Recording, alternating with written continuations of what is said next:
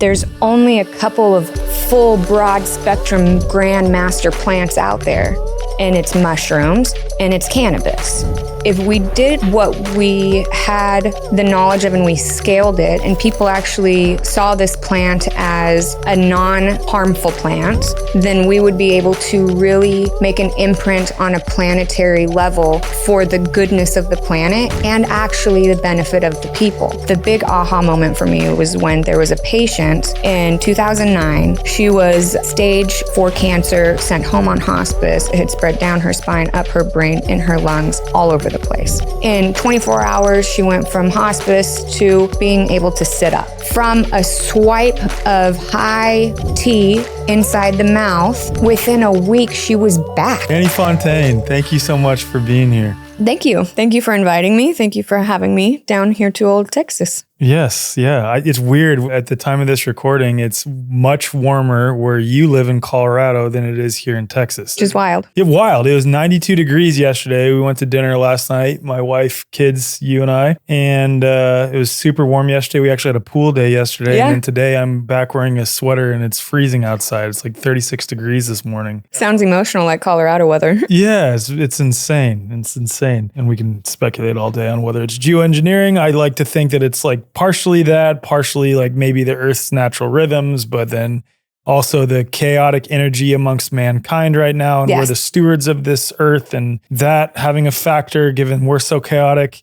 I had a friend of mine tell me that weather is we ether. So it's like the collective ether expressing itself based on our emotions. I'm like, wow, that's a really good way to put it. So who knows? It could be a combination of all those things. I want to give you a huge shout out though. So I sprained my ankle really badly before Confluence last year. And I'm obviously like one of the lead producers for the event, MC. I was speaking, I got to be running around, got to be on my feet. And I hadn't had any of your products yet. I had just become acquainted with you. I think you had messaged me on Instagram a little bit. Yeah. You're supposed to do a workshop at Confluence last year. It didn't work out. Yeah. And then Molly had some of your CBD, what do you call it? Salve? The salve, yeah. The salve. The max salve, yeah. My ankle I had already healed, but because I healed it naturally while still putting weight on it, I started compensating, and then my hips got all out of line, and then I couldn't stand up straight. Yep. And I tried so many different things to reset my hips, and I needed it to be done like in the moment because I had to MC, I had to be on stage, I had to stand up there. I brought this psoas release thing that I use sometimes. That wasn't working. I tried so many different things. The only thing that helped me get by was your CBD salve. Literally the only thing. So after that moment, I was like, all right, I got to get more of this. And then I think Molly connected us again. I don't remember exactly how it happened, but then I contacted you. Yeah. Had a session with you in Colorado. You came out to Kylie's parents' house. So thank you for that. Yes, totally. And your products are awesome. They're incredible. You. I'm not being paid to say that, by the way, for everyone listening and watching. Yeah. They just work. Yeah, they just work. So good. As an opening question, I'd love to know how you got involved with developed a relationship, let's say, with cannabis. So cannabis and I consider cannabis like my best friend.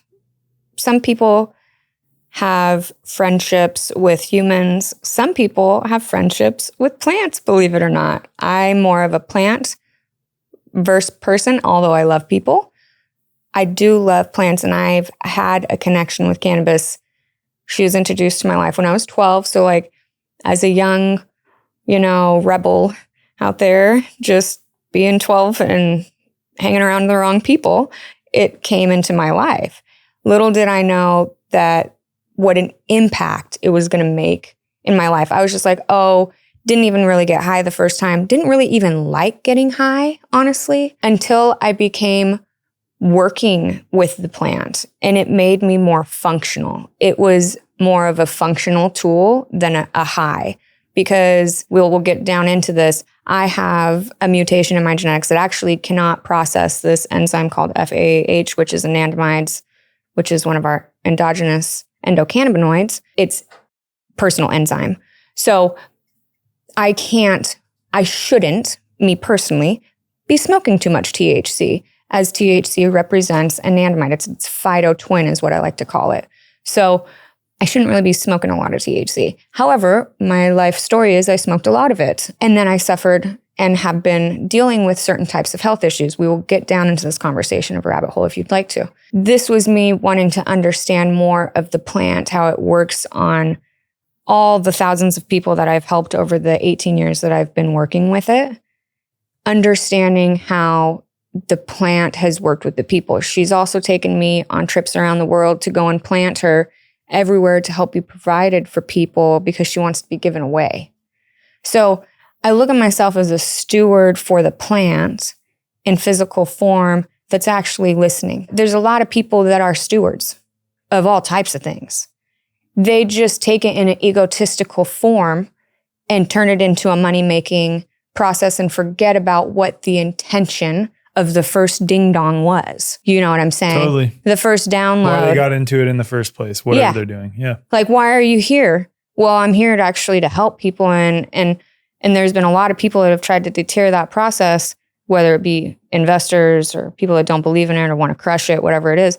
But the whole thing is I know my purpose, and the plant happens to be a lot of how I'm able to serve people due to the fact that it tends to and has such a full spectrum of benefits. It's not cannabinoids that I just work with. And THC is actually not the one that I work with often. That's the last one that I work with. It's all the other cannabinoids. It's all the other terpenes. It's actually the fats. It's the omegas. It's the enzymes, the minerals. It's the things that are part of this plant in a fuller, broader spectrum that are innate structure, cellular function, cellular communication it needs. And there's only a couple of full, broad spectrum grand master plants out there that are doing this for us. And it's mushrooms and it's cannabis. You find me another. There's not one that does what those two do on a spectrum for the beings and for the planet. So I got attracted to that. And I was like, well, not just attracted, I realized that was my purpose, and I've stayed focused on my purpose through the evolution of all the changes through what one plant could go through, all the processes from the birth of, understanding the genetic aspect of it, how to work with the genetics, how to manipulate genetics, all the way through the conversion of grow to scaling to grow to, monocrop growing to then turning that and converting that into byproducts, manufacturing, and then creating distribution. The plant's taken me through every nook and cranny you could do to develop something that is total, fully vertically integrated, that actually is beneficial for the planet and for the people, and for me, that's attractive. I feel that there's, again, only so many crops that we can scale that is of benefit for the planet and for the people. Totally get what you mean. And cannabis has been intentionally suppressed, although it wasn't for its majority lifetime span, when it became in hands and in the collective realm of being smashed with the late 1800s, early 1900s. I feel like so much manipulation. Happened around then that way. Yeah, it was manipulated and it was turned as the devil's weed intentionally because of the science that they had known of understanding what this does to the body, which Let me guess, it was the Rockefellers in part. Of course. Seriously? Yes. Of course it was. Yeah. I mean, they teamed up with a few others, Was it through the Flexner report specifically? It's through it's through that. And then it's also through the Henry Ford processing of like him doing the hemp for fuel. Got it. Okay. So it was a double-sided, because cannabis can do so much. Yeah. It's not just medicinal. It was actually canceled out from DuPont because of the plastics, because it was plastic. We can make plastic out of it. So Henry Ford didn't want cannabis getting out because it could be used for some form of alternative fuel. And to build the car. And to build the car. Okay. And then Yes. DuPont didn't want it getting out because it could have been used as an alternative form for plastic. Yes. So it goes, and this is what you're talking about, like a crop that can be used in so many different domains. We're talking medicinally, we're talking building materials, we're talking clothing materials, Yes. We're talking virtually everything you could think of. Everything. In terms of production. We're talking everything. It is amazing for when we grow it, it doesn't damage soils, it phytoremediates.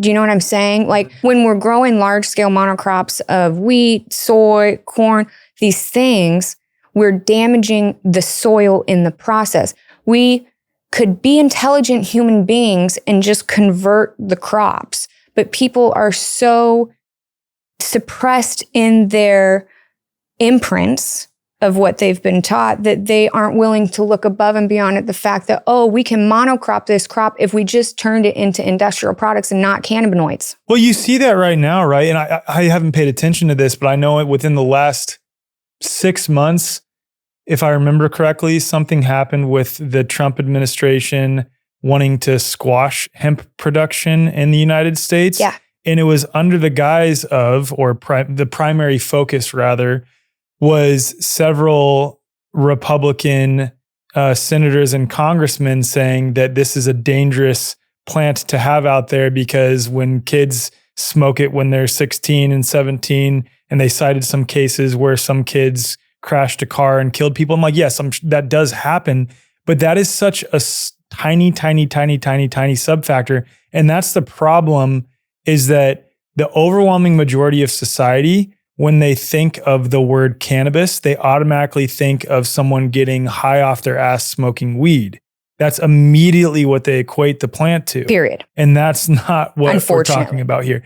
I know there are so many hemp farmers that were in an uproar related to that because they're like, we don't even produce this for anything related to smoking THC-laden cannabis. Like, that's not the point of our production. We're doing this for building materials. We're doing this for this. We're doing this for that. Yep.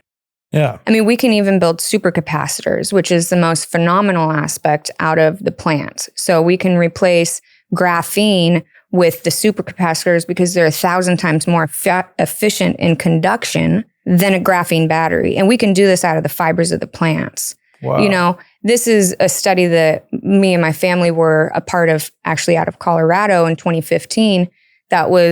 We were studying supercapacitors. We were studying the fiber conduction with these companies that ended up going and getting a military contract to show how hemp fibers did for energy conduction.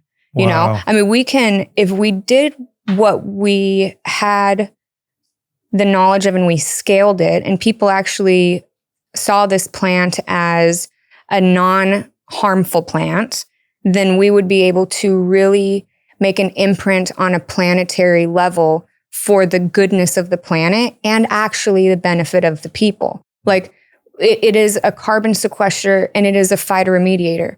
This is the balancing aspect of the plant. It's also, it's a homeostatic plant. So this is a masculine and feminine plant. You know, it's a hermaphroditic plant. So we have... Can you explain that a little bit more? Because I've always thought that maybe it's the spirit of the plant is feminine. Is this the physical?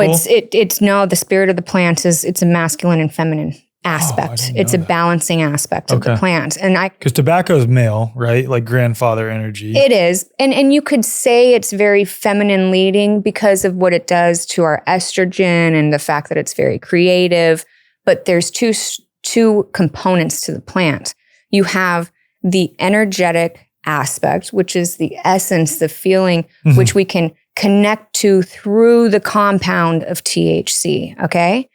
All the other components, the structural aspect, the fiber, the building, this is masculine. This is strength. This is solid. You know, this is that aspect of the plant that's like, okay, I'm going to go and build societies. I'm going to go build communities. I'm building houses for my family.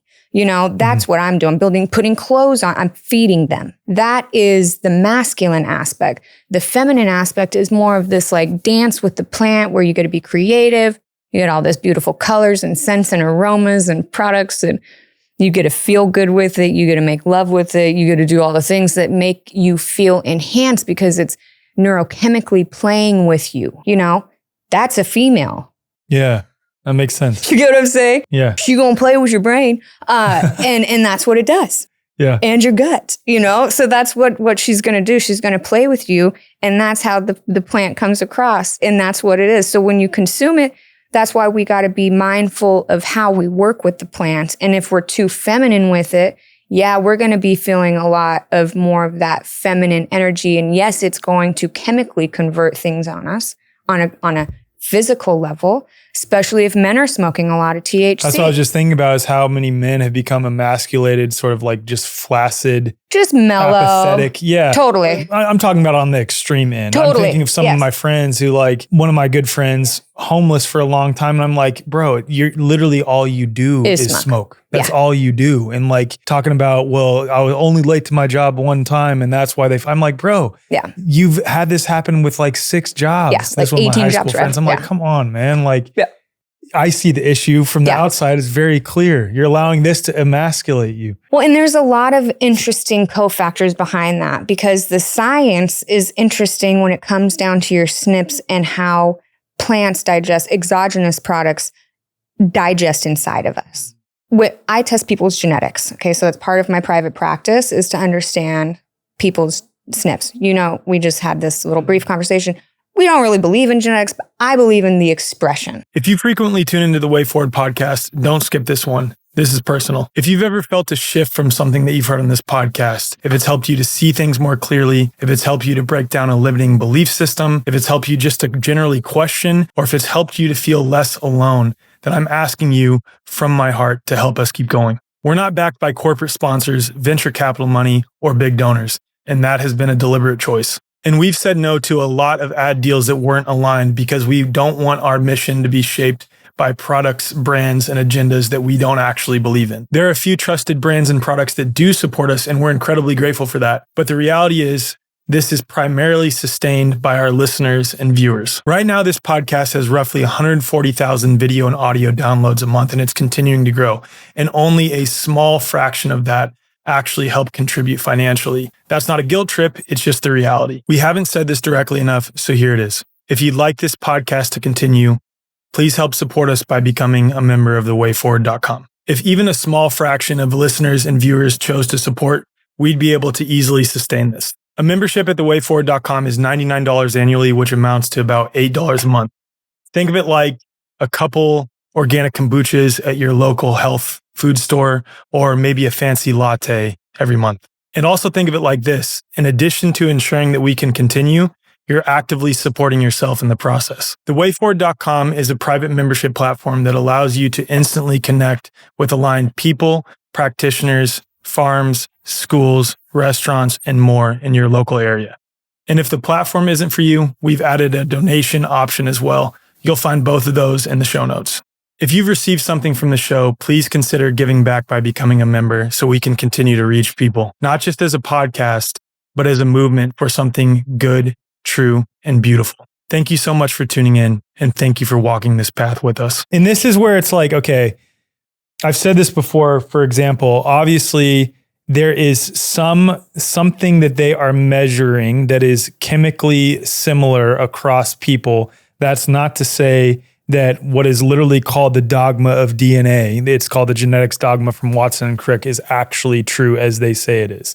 But there is something, like there's something happening, but I'll leave it at that. Yeah. I mean, there is what I like to call our genetics is like unique codes. Yeah. You know, genetics, whatever, but everybody does have a code that is registered as their blueprint, thumbprint, energetic marker in this field of fluidity that we're in. Yeah, I like that description. So it's like a bink, that's who you are. We can register you. It is your ID. Yeah. Okay. This ID is based on 2 things. Okay. We have 2 things that we have because we're actually 2 in 1. We're energetic and we're physical. We're electromagnetic, but we've got this energetic aspect of ourselves that is soul blueprint. Then we have the physical aspect of the self, which is DNA driven, which is mother, father. Okay. We're trying to create this balance of the 2 of them to be feeling balanced here. Yeah. You know, so this conversion point is very important in understanding your total blueprint in the physical. So understanding your parents' backing and all that, understanding what's happened to create the environment that's inside of you and what's outside of you is your expression. Yeah. This is very important in understanding, for me, in understanding how to work with someone and dial in their code. Yeah. You know? Because if all you are is if your code's out of coherence or not, or, you're either in coherence or you're not. Yep. No one's ever sick. No one's ever good or bad. You're either off or not, Yeah. and we can dial you back in. And I use mechanisms of SNPs to help understand, which a SNP is a single nucleotide polymorphism, a fraction in the DNA, to understand what someone's initial marking coming into this planet was. And then based on the other two cofactors, inputs and environments, what they are dealing with. What are they dealing with, actually? Yeah. We can look at inputs and environment and get so far. We can get the total depth when we understand what they have an ability to experience. Like what can they possibly, what's their potential? I was talking to someone earlier. What is their potential markers that they could possibly express? Is it something that they are currently feeling, or do they have the potential based on inputs and environment that they could turn it on? A lot of people, because of the jink, which we know what we're talking about, into the shuku. Yeah. I think you can say it now. Can I say the shuju? Yeah, you can say it now. So the shots. Yeah. And not just the recent ones either. Yeah, like all of them. Yeah. Anytime we insert into the cell membrane and change the form of expression, okay, this is then turning on or off these morphisms. Okay. Okay. So this is why we're seeing people go really quickly, okay? Yep. Or have very long-term chronic issues. Yeah. And decline. Yeah. This is based on their innate SNPs.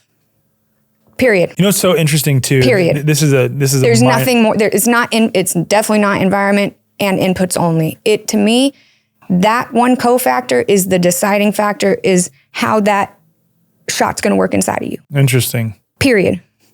Someone else test me. Like, let's do data.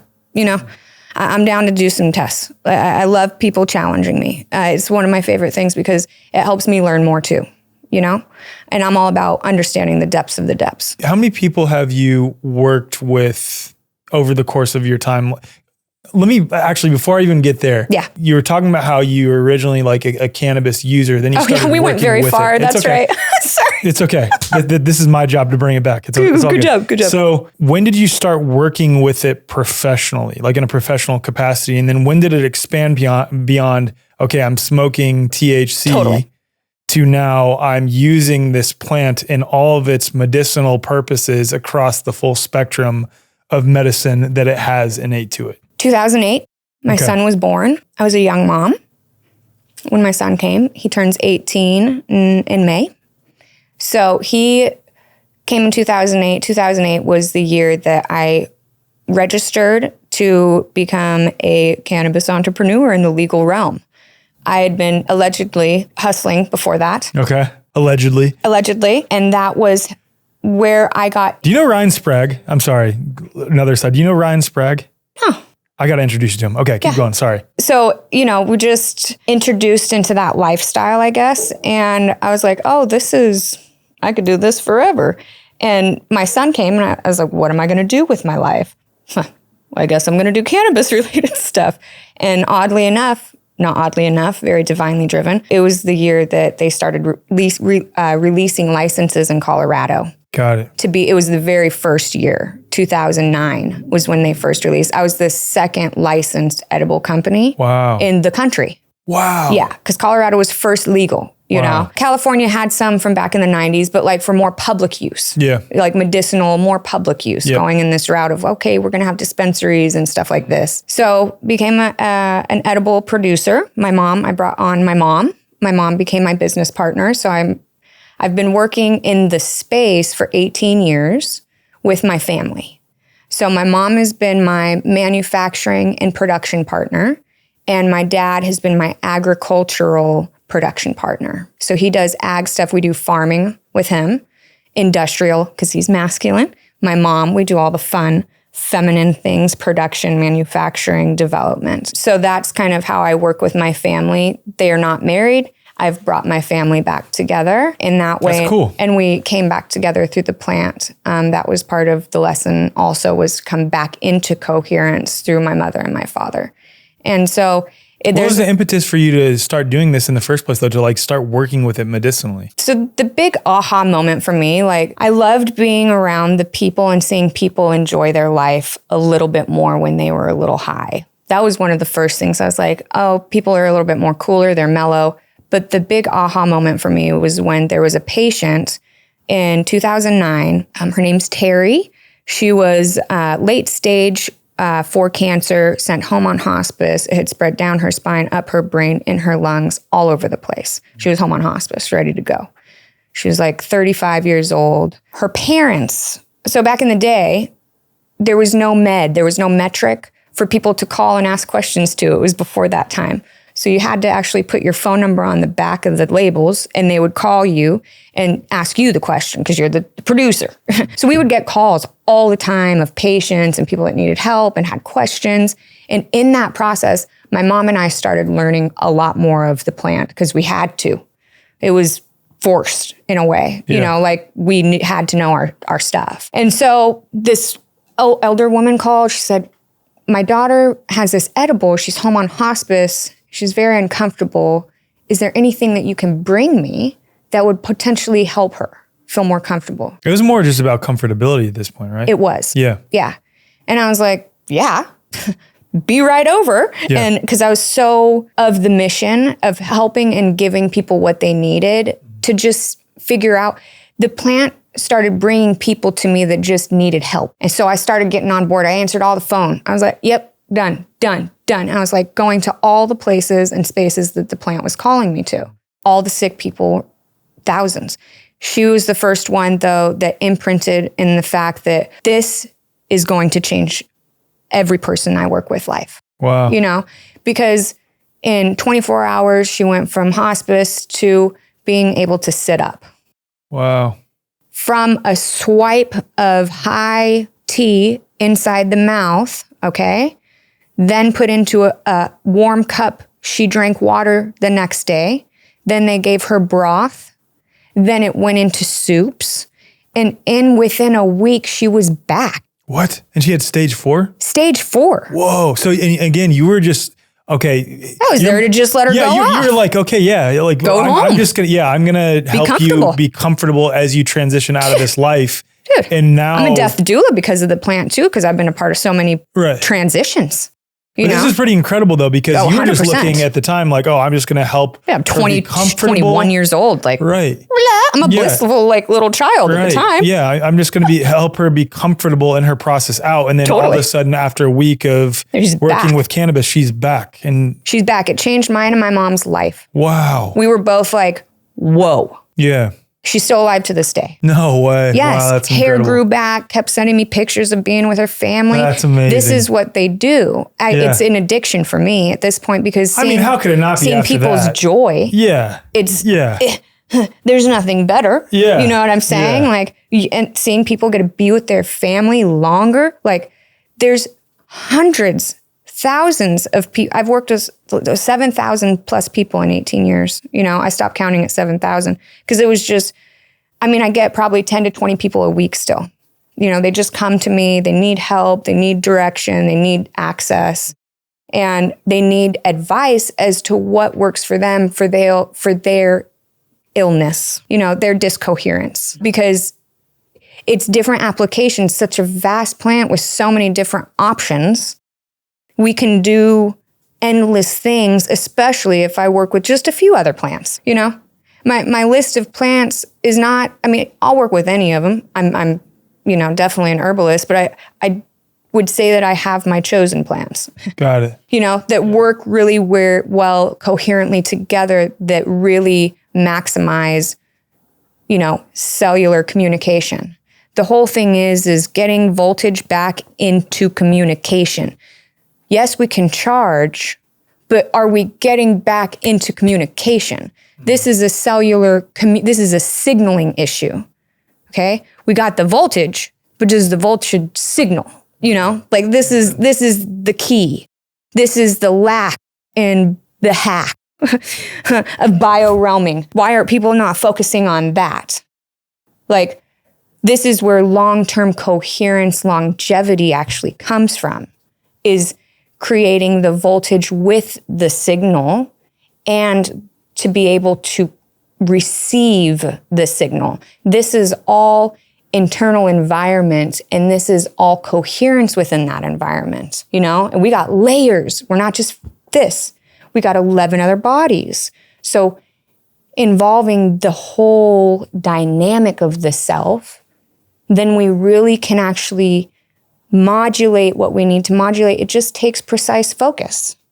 Everybody's too distracted with 1 billion things and consumption. Let's be focused. Calm down. Calm your dopamine ass down.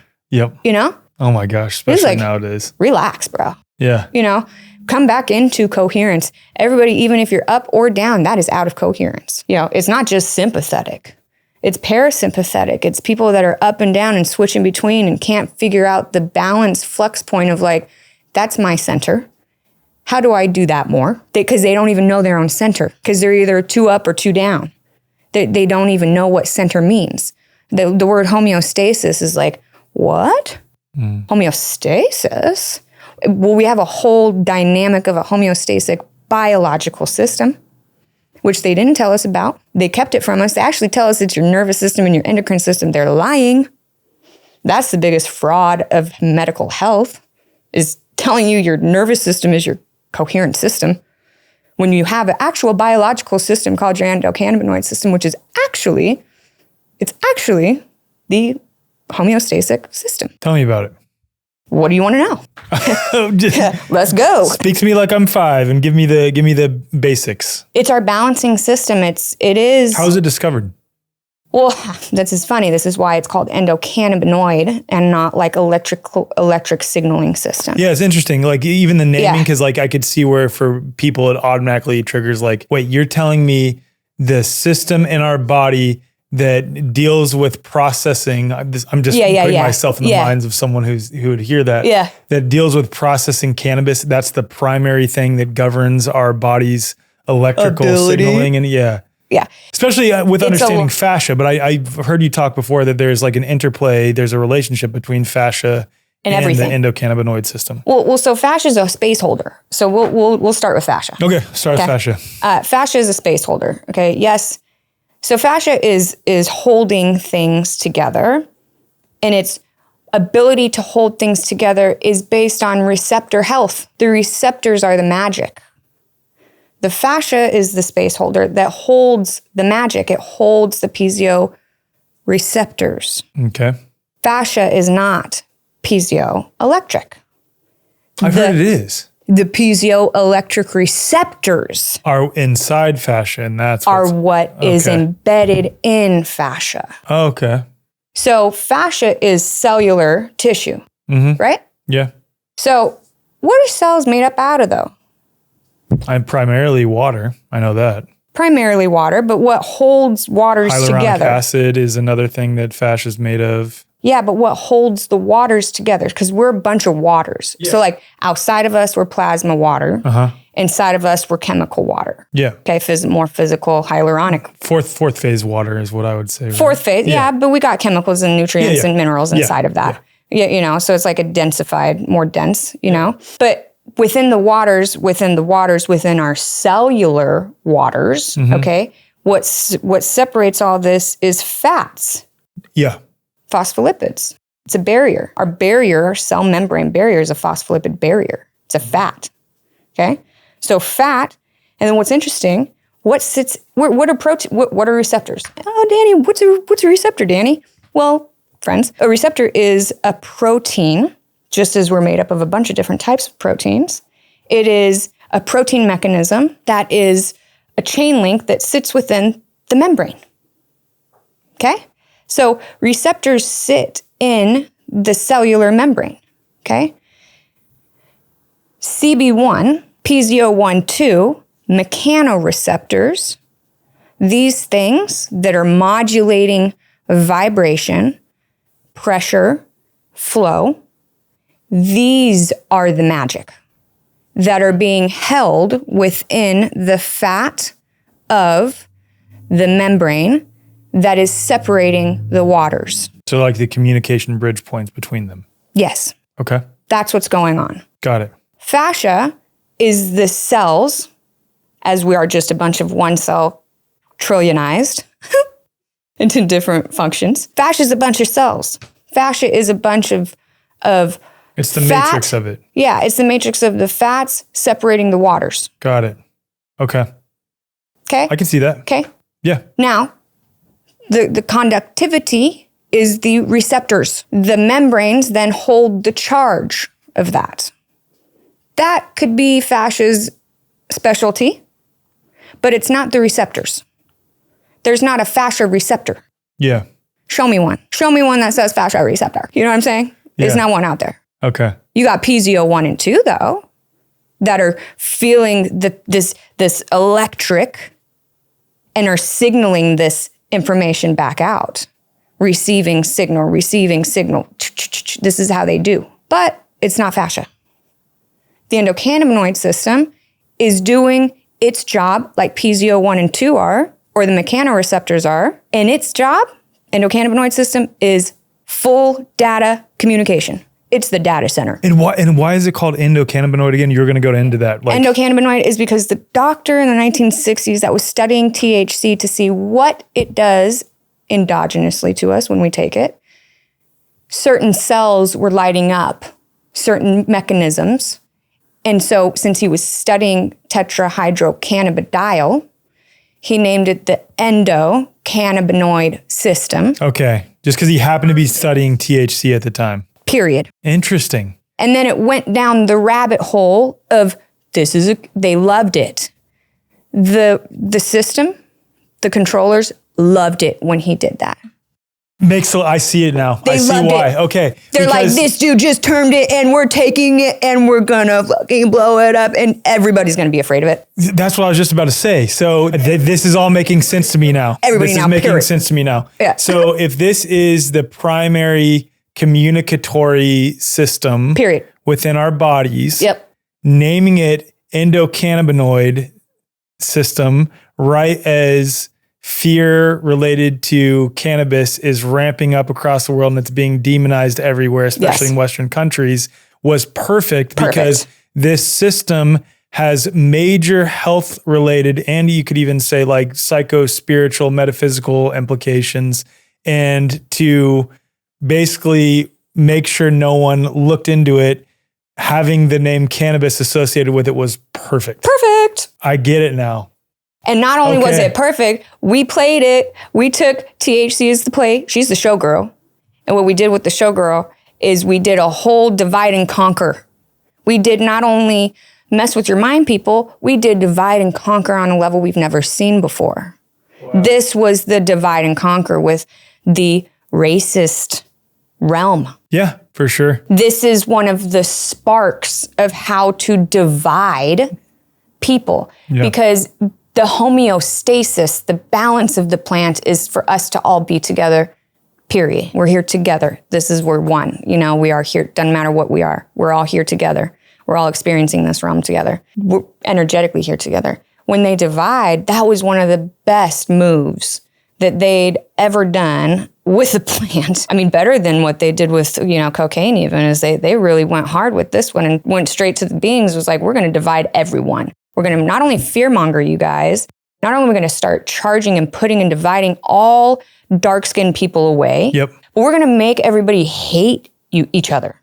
And not only hate each other, but in an inadvertently way, like hate the plant and be afraid of it long-term, just because it actually is the homeostatic plant that actually would bring everybody together if we just pulled out THC, just that, removed it, and just worked with the total aspect of what the plant is. You mean cognitively pull out THC, not literally. Yeah, it's like, stop only focusing on it. Got it. Yeah, because we need it. Certain people actually, we can get down that realm too. There's people that need it, that have SNPs that need high T to function.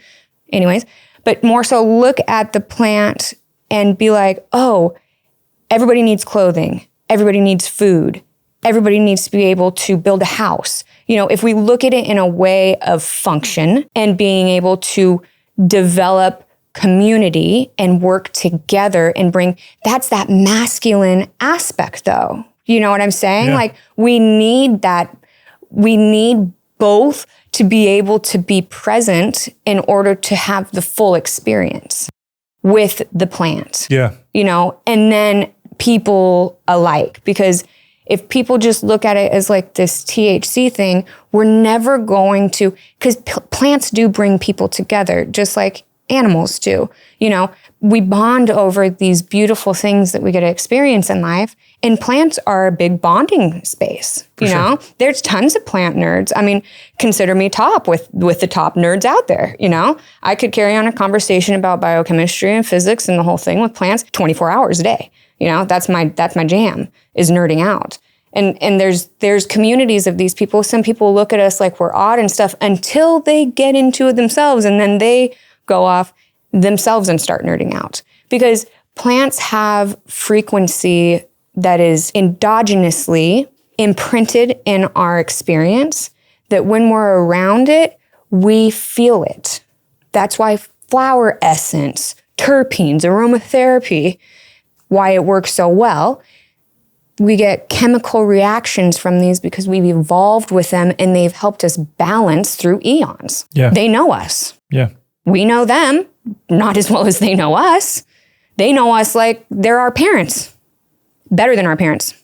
They actually know our chemical makeup, And they're out here, certain plants, here to balance us. Cannabis is the main. It's the main. There's not again, bring me some people that would know some more stuff than me about that aspect of everything, because I've never seen another plant that can do more full spectrum than cannabis. I want to go back to the ECS real quick. Let's do it. Endocannabinoid system. Was there a different term for it prior to this guy, quote unquote, discovering it? Because I also don't believe that he discovered it. It's just like, there's nothing new under the sun. Like ancient cultures, I'm sure we're talking about the ECS. Yeah. Maybe with a different word for it, possibly. So there was, over time, there's been different cultures that tend to this system through word of balance, coherence, yoga, all of these things that are of practice, but there wasn't a term dubbed for it until endocannabinoid system. Okay. Like a structural term.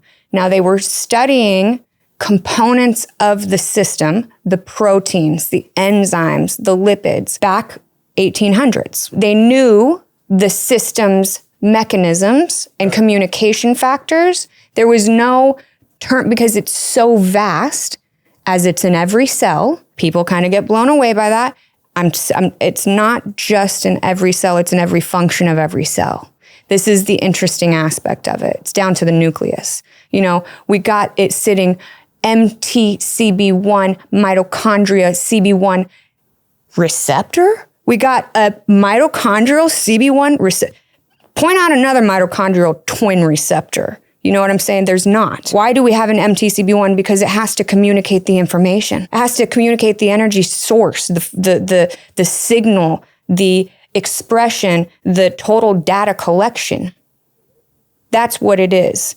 This is what it is. This is 100% my studies of 18 years of figuring this stuff out. Like, you won't hear this theory from anybody else, just so you know. You'll hear cannabis scientists talk about the endocannabinoid system through ways of cannabis, interaction and function. We don't just function off the system off cannabis. Light affects the system. Breath affects the system. We manage it through light, through the 5 constant senses that we are experiencing throughout the day. The cannabinoid system is modulating that information. And then we just mess with it by taking plants. But the system is modulating constant data input that it's then converting into biochemical processes, and it's managing it from a protein perspective, okay? Mm-hmm. This is what it is. This is not just seeing and studying and being told it, because I've been told it, then I studied it.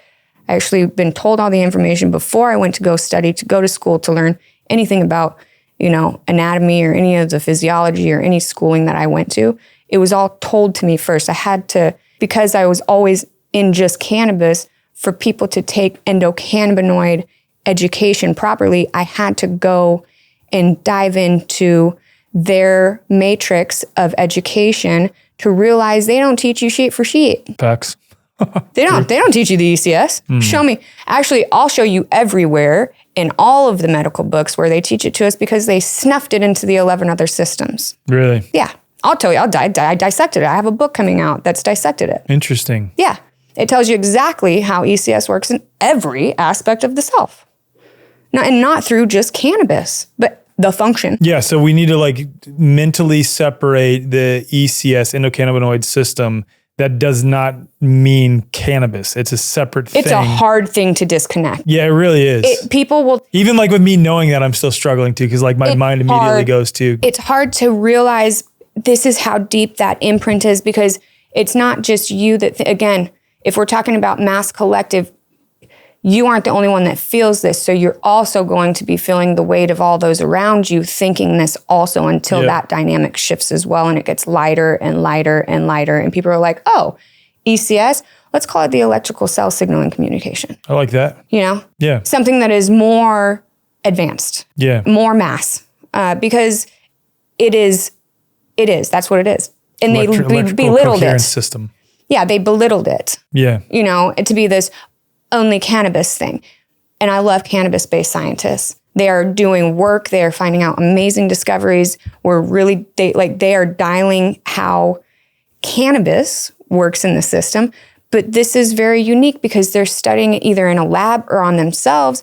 And their unique SNP code is really going to tell you how cannabis expresses in that person. And it's also what's done in a lab to say exactly. To say that represents exactly what happens in nature. You never could.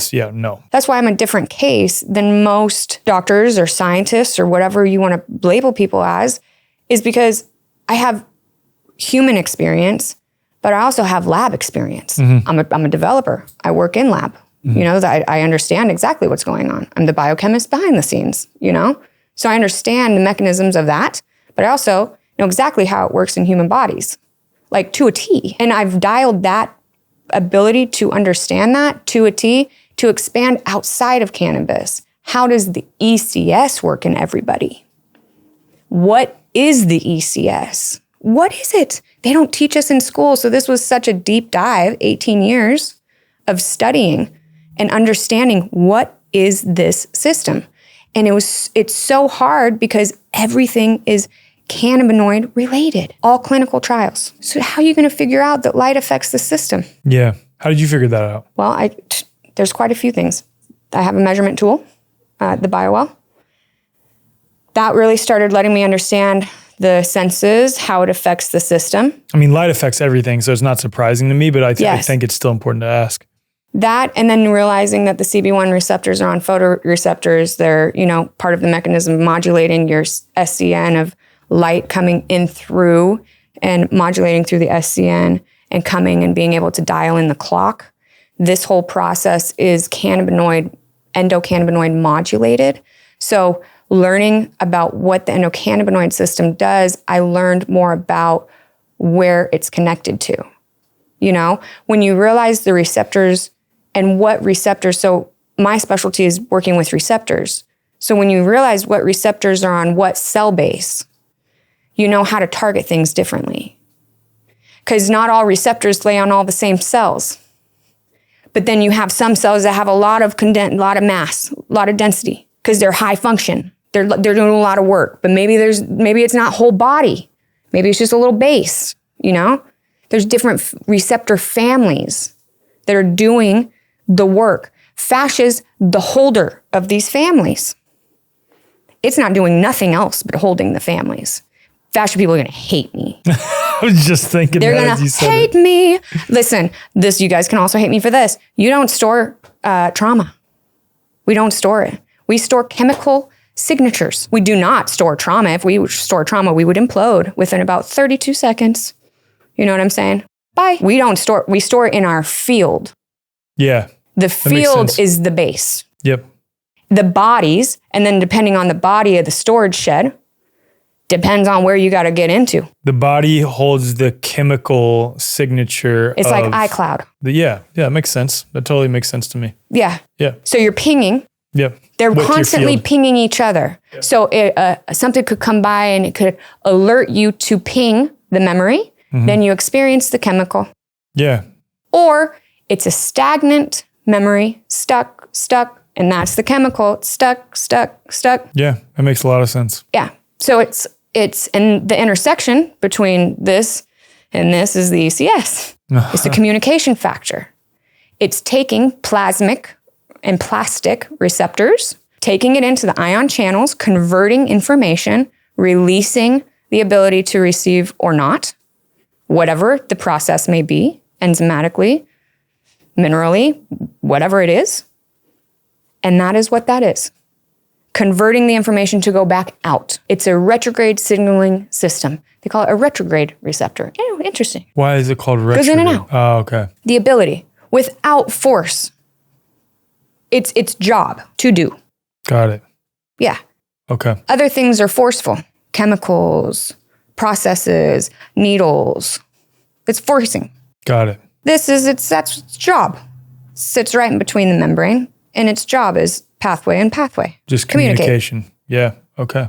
I want to talk a little bit about CBD and THC and their medicinal uses. Cool. If we could. If you listen to this show, you are probably well aware that there's something seriously off with our modern food systems. And even a lot of food labeled organic isn't what it seems. Some of it's shipped in from China where regulations are murky at best, and other times companies slap the USDA organic label on while cutting corners and doing the absolute bare minimum in order to achieve that label. That's why Dr. Cowan's Garden exists. Founded by Dr. Tom Cowan, they believe health starts with food, real food, the way that it's supposed to be grown. They call their sourcing beyond organic, which means they're working with small family-run farms who are going above and beyond the USDA organic label when it comes to growing their food. These farms care deeply about soil health and nutrient density, and some are even biodynamic certified, the highest farming standard in the world. At Dr. Cowan's Garden, they use proper processing techniques that humans have used for thousands of years because they actually work. Nuts and grains are soaked or sprouted just as traditional cultures did. Olive oils and apple cider vinegars are never heated, preserving fragile nutrients. Olive oil is protected from light because oxidation matters. The list goes on and on. The products at Dr. Cowan's Garden are made to be deeply nourishing and also incredibly delicious. Foods that you actually enjoy eating and foods that make healthy decisions actually feel good.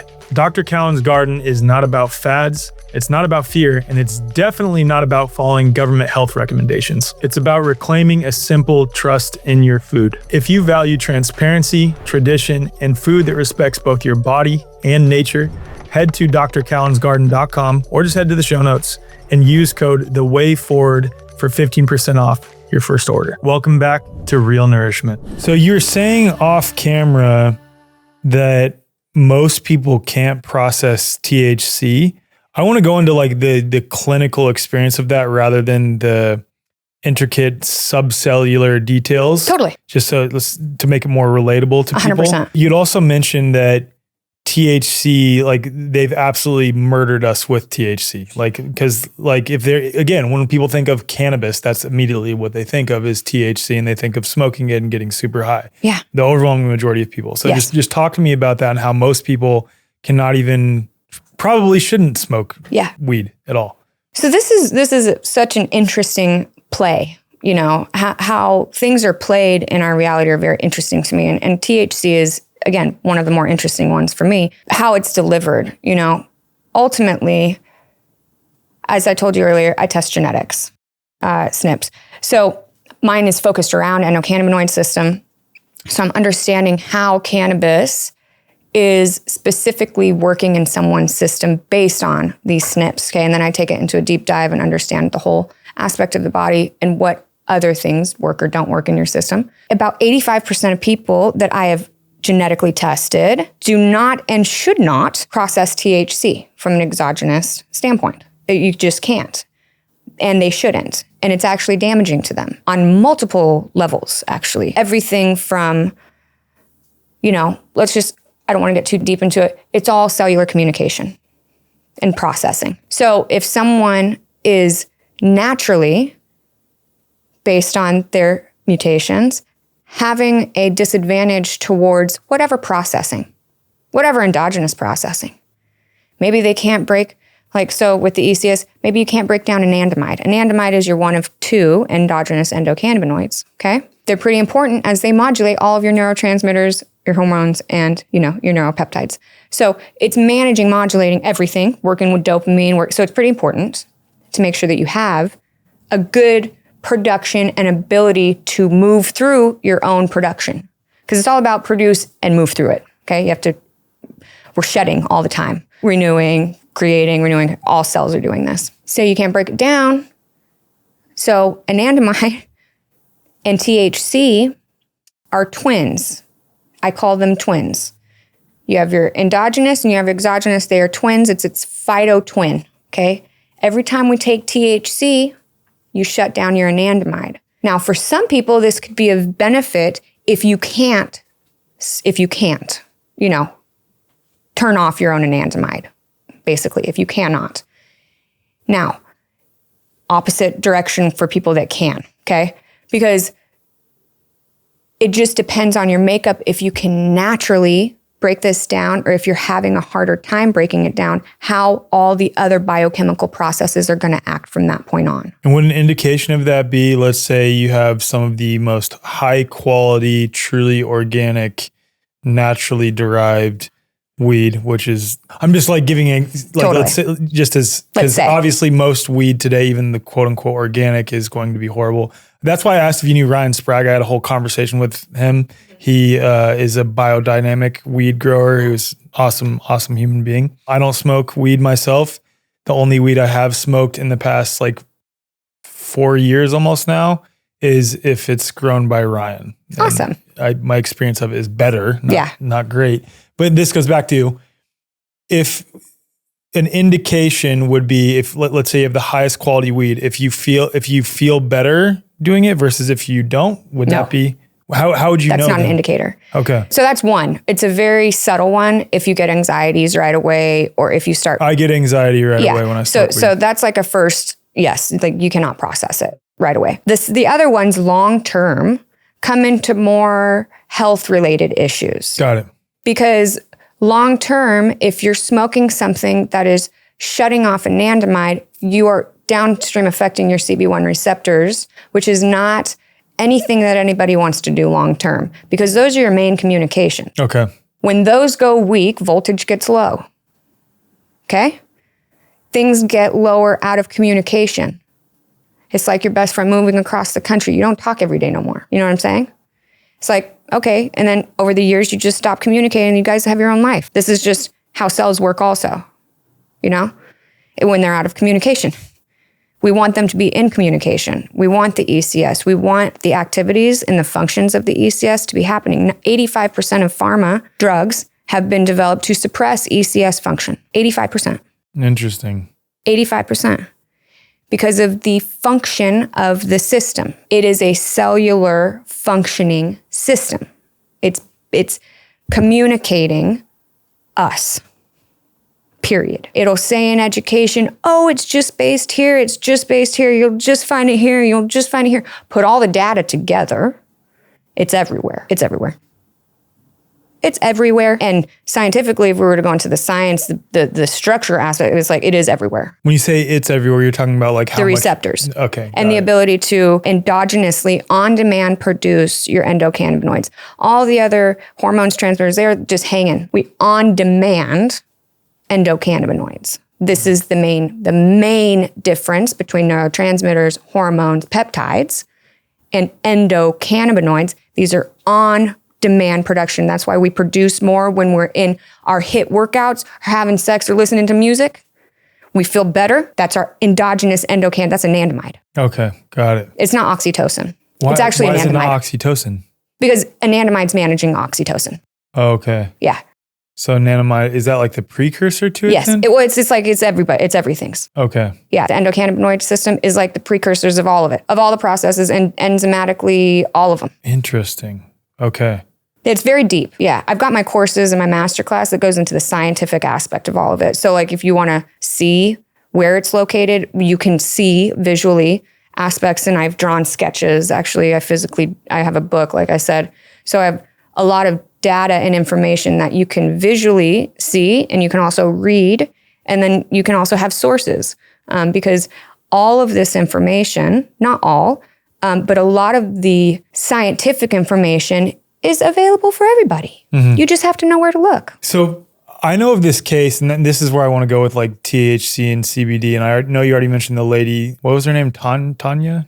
The first Terry. Lady? Terry. So I know of this case where this mom, her son had cancer, and he was court ordered to undergo chemo and radiation, which I think is the case in most states for kids, if it's determined that they have cancer. And she decided to not give him chemo or radiation, decided to treat him just with cannabis instead, and was just like hiding all of the at-home chemotherapy that he was supposed to have been doing. And his cancer subsided, and she basically proved in court while thinking that, they were thinking that she was giving him the chemotherapy, and his cancer went away using cannabis. So I don't know. I'd love to hear any like thoughts you have on that. And like, is that CBD acting? Is it THC? Is it the whole plant? What's going on there? So the big C and cannabis is an interesting subject. I want to be clear here, because this is the part where this is by far one of the most touchy subjects. I want to say this is not medical claims or medical advice. Yeah, very much not so. And it is, but however, it is very much experience driven. And it's something that when you see, you can't unsee. And when you see thousands, it's hard to never not see. Yeah, got you. Yeah. So have you worked with a lot of people? Thousands. Okay. Yeah. Majority of the people that I work with are cancer, autoimmune, or epileptic. I have a large pool of people with genetic mutation issues. And I have average people that have sleep issues, Parkinson's, neurodegenerative issues. But the majority that like come to me in the masses would be cancer, epilepsy, and autoimmunes. Interesting. Which also very interesting, because epilepsy's, it's either a SNP issue or a parasite. Autoimmunes, same thing, and cancer. It's a parasite, The way that cannabis works with clearing the body and detoxing the body is the same way it works on the planet. This is the homeostatic aspect of the plant, is it's coming into balanced systems. Whatever it finds out of coherence, it will bring back into coherence. That's its job. We just have to know, again, what we're working with and how to fine tune it. Then we're in 100% space. There is no ability to not beat, because it's the key, There's keys, there's plants that are key to our code. That's one of them. And it's a fact. And it's like proven time after time after time after time, to where the point of where it's just a gnosis, and it's just comes through. There's nothing, there's no question, there's no doubt, there's no confrontation. It's just what it is. And when I work with the plant that way, I advise people to work with the plant in that way, as it's part energetic like us as well. So the energy aspect, if you go into believing something that's not going to work, and you have this doubt towards it or this fear towards it, it's not going to work. Of course. Now, if you go into it, gnosis, factual, it is what this is, you can't second guess the process, because it just is what it is. There is no second, And that experience is very individual per person, because it will look different on every person that has the big C. Same type of diagnosis, it will look different as far as how you give it to that person based on their SNPs. It all is so fine-tuned and ability to refine it that, and we can do this with all plants, but why go to a bunch of different plants when you can work with a bunch of them in one? Cannabis displays hundreds of plants within it, specifically from the terpene aspect. What do you mean? So cannabis is the terpene. I call her the mother of all terpenes. Not that she developed all the terpenes, but she houses all the terpenes. She's a DNA data collector like us. We're out here collecting data of all forms. We even insert each other's data into each other. It's out here doing the same thing. In what way? Collecting essence. Okay. That's that feminine aspect.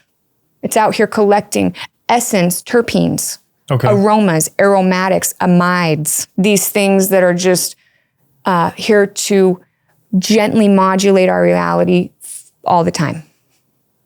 But it houses them in one genetic pool of cannabis sativa L. The whole spectrum of all of the plants, you would get every terpene on the planet expressed within that genetic pool. You can smell garlic in it. You can smell strawberry in it. Okay, you can that's what smell sours in it. Yeah. You can smell lime, lemon, lavender. You got grape. You got all of them. Kush. Like what? What's Kush? Myrcene. Okay, so we have to understand what all these terpenes are. Terpenes a vast family, just like amino acids. So you got a bunch of different chains in your aminos. Under 100 chains is peptides. Over 100 chains of amino acids equals results of different types of proteins. It's the same thing with terpenes. You got 1 to 12. What family is it?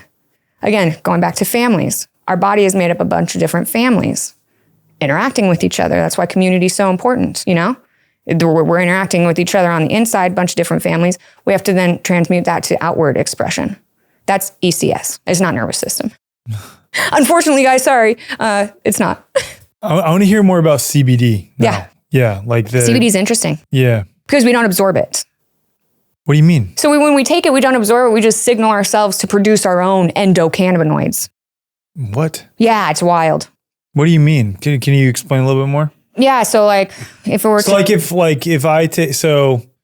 if I consume CBD in some way to relieve pain, it's not that the substance itself is doing anything. You're endogenously triggering yourself. But that's not the same with THC. THC is actively doing something. Yeah, it's shutting things off. Okay. And then turning things on. So it agonizes certain processes and antagonizes certain processes. Okay. We want to understand, based on the person, what that's doing. Because it's not the same with everybody. Again, there's pools of likeness. Yeah, we may feel the same for a bit of time. Maybe the first few months, maybe the first few years. But then long term, how the plant affects you is based on you, based on your SNPs. So it depends. CBD is going to come in a way where, yes, it's turning certain things off, but it's only turning things off that it knows that you need to be turned off. Okay. It's intelligence.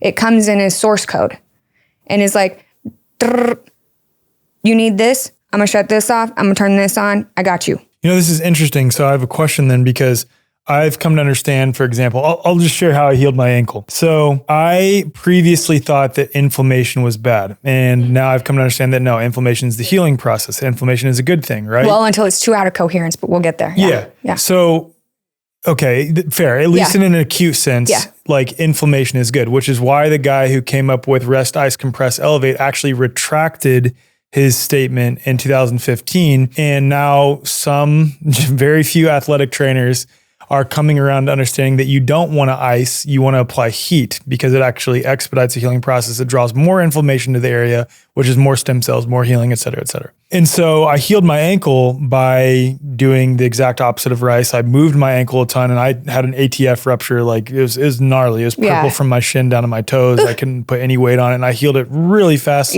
by doing band ankle exercises and then applying heat to it. And then doing some other things like traditional Chinese medicine herbs and some stem cell patches, things like this. But the point that I'm getting at is, so most people assume that CBD is helping to quote unquote stop inflammation. Is it stopping inflammation or is it helping to expedite the healing process? Like what is it doing there?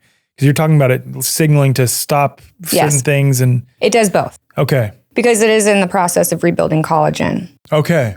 Oh, CBD is? Yes. Okay. Yeah, because it's affecting our CB1, CB2 receptors, our TRPV channels, these different other systems that are in the process of the signaling to build what needs to be rebuilt. That's fair. So it's upregulating collagen production, which is basically like rebuilding tissue there while downregulating the inflammation. So it's like you could say it's almost signaling the body like, hey, you don't need this. We're bringing in the materials to help rebuild Period. it. That's what the system does. That's fair. Yeah. That's fair. And so CBD though, there are very few people that cannot quote unquote digest taking CBD.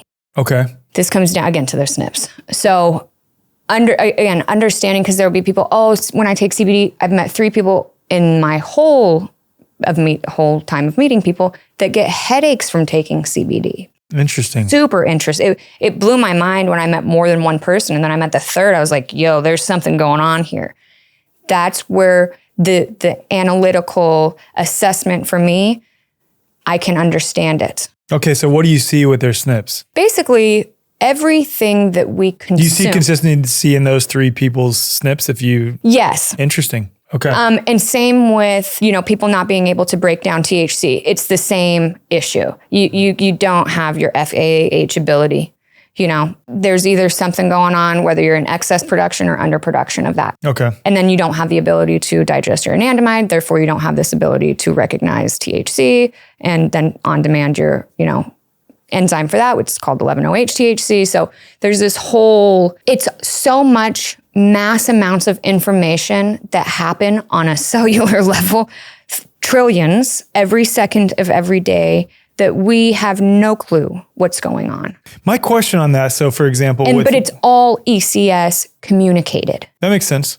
My question though, you just mentioned, like, just as an example, if you don't produce enough of it, if you do produce enough, how do they determine what is the baseline, like, that constitutes enough? Was it like a sample of a large amount of people to say, oh, this is across thousands of people, different weight, different whatever, this is the appropriate amount of that substance, any given substance in the body? Because that's what it all comes down to for me. Because, like, for example, in the most extreme version, when someone, I forget the exact gene that is supposedly associated with breast cancer, and they find that gene in people who never developed breast cancer. And then in some cases, because of this strict adherence to the genetic model, women will get their breast preemptively cut off if they test positive for that gene. I'm like, there could be some association with those nucleic acid expressions with this thing, but there isn't a direct one-to-one, exact, this is the causative agent of that. You see what I'm getting at there? 100%. Yeah. Yeah. I mean, that's why everybody, and I feel like the movement of health where we're at right now has gotten too collective, that we're going to be moving into more of a very unique, precise, personalized. It has to be. Because it's too individually, when we look at it, diverse, to actually be able to create someone to feel better or feel even anything that they're taking without dialing them in. And from an energetic standpoint and a physical standpoint, because it's that intersection that we create this coherence, because we have more bodies than the physical in real, if we were looking at number-wise. I would say that the 11 bodies are a bit more impactful than the physical body. I would say they if we're looking at physical numbers, body. So we should be paying. What are their 11 bodies, by the way? So hold that thought, because you're going to say we should be paying. So yeah, we should be paying attention to the bodies, not just the physical body. We should be paying attention to the emotional, to the etheric, to the ones that are continually digesting the waves coming at us that then have to eventually convert. Yeah. Because there's more going on out here. As much as there is on the trillions of level going on right here, there's so much going on around us. Totally. And to cut it down to be like, oh, we just have to figure out what's going on physically inside of you and just not pay attention to anything else outside of you is mind-boggling to me. It's also like, how do we have doctors without knowing the ECS? That's mind-boggling to me. How do we have a whole medical complex and licenses and degrees without knowing the system?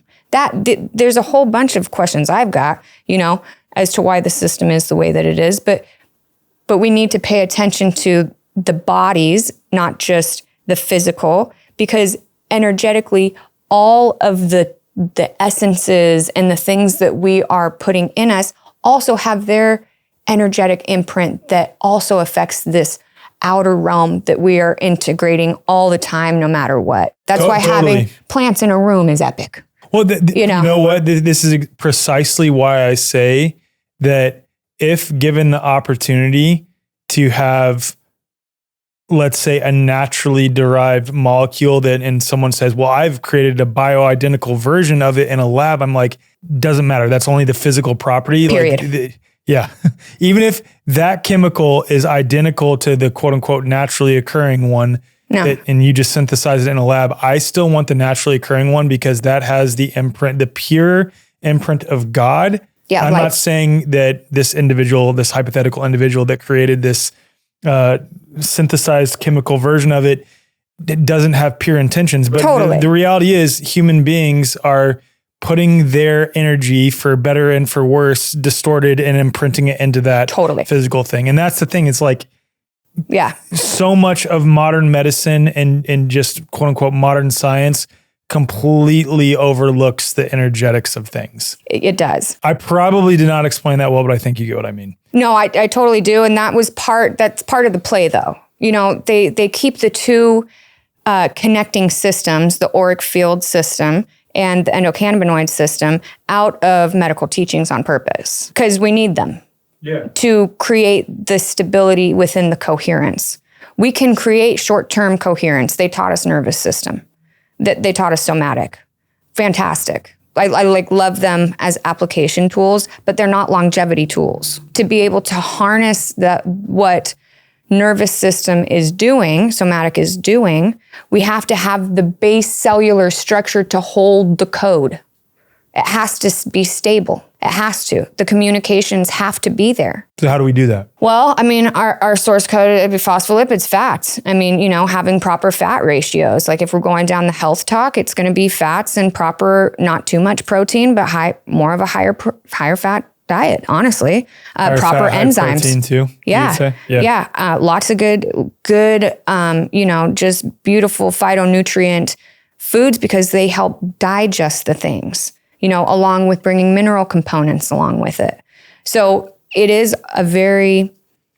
but also at the same time, it is based on your expression, in my personal opinion, because I test gut codes also, the genetic SNPs of people's methylation pathways and, different things that they can digest. And everybody's gut environment is different. And that's good, but it's definitely not everybody should be taking the same stuff, and everybody's taking the same stuff. Yeah, makes sense. Like I work with a girl that has mold. Oh, she should never be on the same protocol as anybody else with mold because of the severity of her mold, and it's a different how her SNPs are working. She's already innately just prone to depression, prone to anxiety. Her having mold is causing this SNP expression to be more. If the mold wasn't there, the expression wouldn't be felt. But it's triggering this innate code that she has in her to be expressed. Not everybody has the SNPs that she has. That's why the mold isn't affecting them as bad as it is affecting her. Some people just freaking die off the mold. This is because of your SNPs. This is nothing to do with more than this is why two people can live in the same house with the same mold. One's way sicker than the other. It's your SNPs. It's because that mold, you naturally have something inside of you that got triggered on because of that excess toxin inside of you. And now let's remove it. Your code's going to go back into null, basically. It's going to go back into coherence. It's going to go back into the balance. So you're not going to feel it. But let alone you go do something, you walk into some heat and you're not fully back into coherence, it's going to trigger you back. There goes, an outbreak. There goes you going into fatigue, brain fog, It just is like, depending on the person, it's really important to know just how things work in you and how you can expect things to work in you, or just how you naturally respond. Are you naturally in this state of you cannot digest your anandamide naturally, guess what? You're going to be prone to pain. You hurt your toe. It's going to hurt more than most toes. You know what I'm saying? Mm-hmm. It's going to last longer.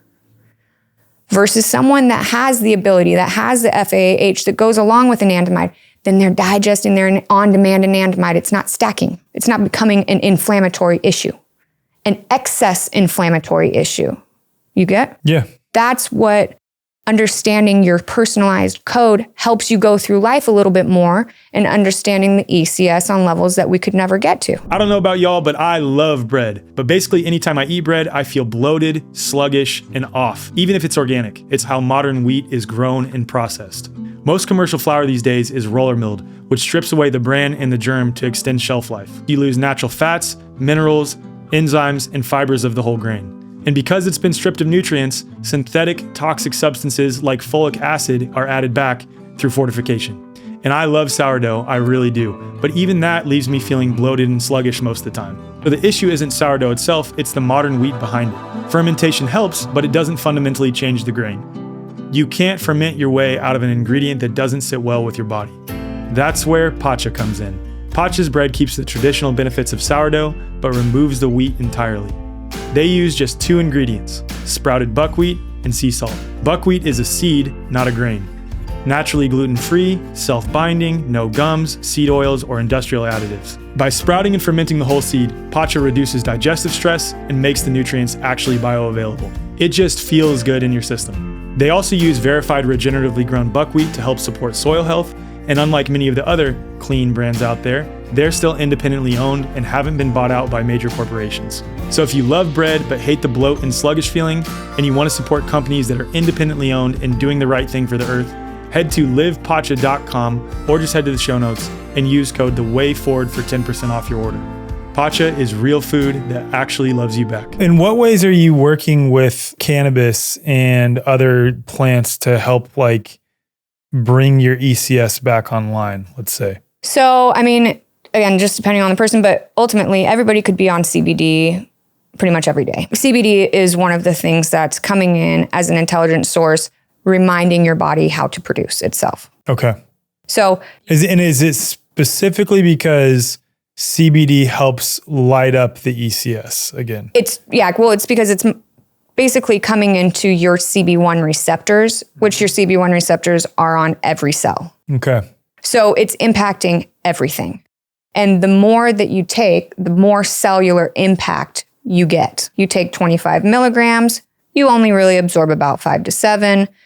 You're impacting endogenously about 5 to 7% natural production to go in and do what it needs to do, Concentration is key. Consistency is key because the system is active. It never stops. It's not like when we sleep, it stops. There's never a stopping point. So getting into a rhythmatic process, you feel long-term results, but you have to re-register the code. You can't just take it for 5 days or 2 days or whatever. You have to rhythmatically, and I suggest this with all things, take it for at least 90 days. All things that we're trialing. And don't stack it with too many things so that you know how it's affecting you. Your body actually can go without many things for 90 days. We could all take a break on all of our biohacking tools for 90 days, go out in the sunshine, get our feet in some freaking sand, dirt, right, and be coated with natural light and get back into rhythm. The way that I get people that are detoxing, let's just say, to rebalance their ECS, it is a 90-day process. Okay. To rebalance your ECS tone, okay? People sometimes are high tone, low tone. This is also like nervous system, sympathetic, parasympathetic, okay? You could compare high tone, low tone to those. Okay. This is the relation. This is where they snuffed the information, okay? They put it in as, you're sympathetic or parasympathetic. No, you're just high tone. Let's talk into what high tone is, okay? High tone is excess. It's everything excitatory, everything too much.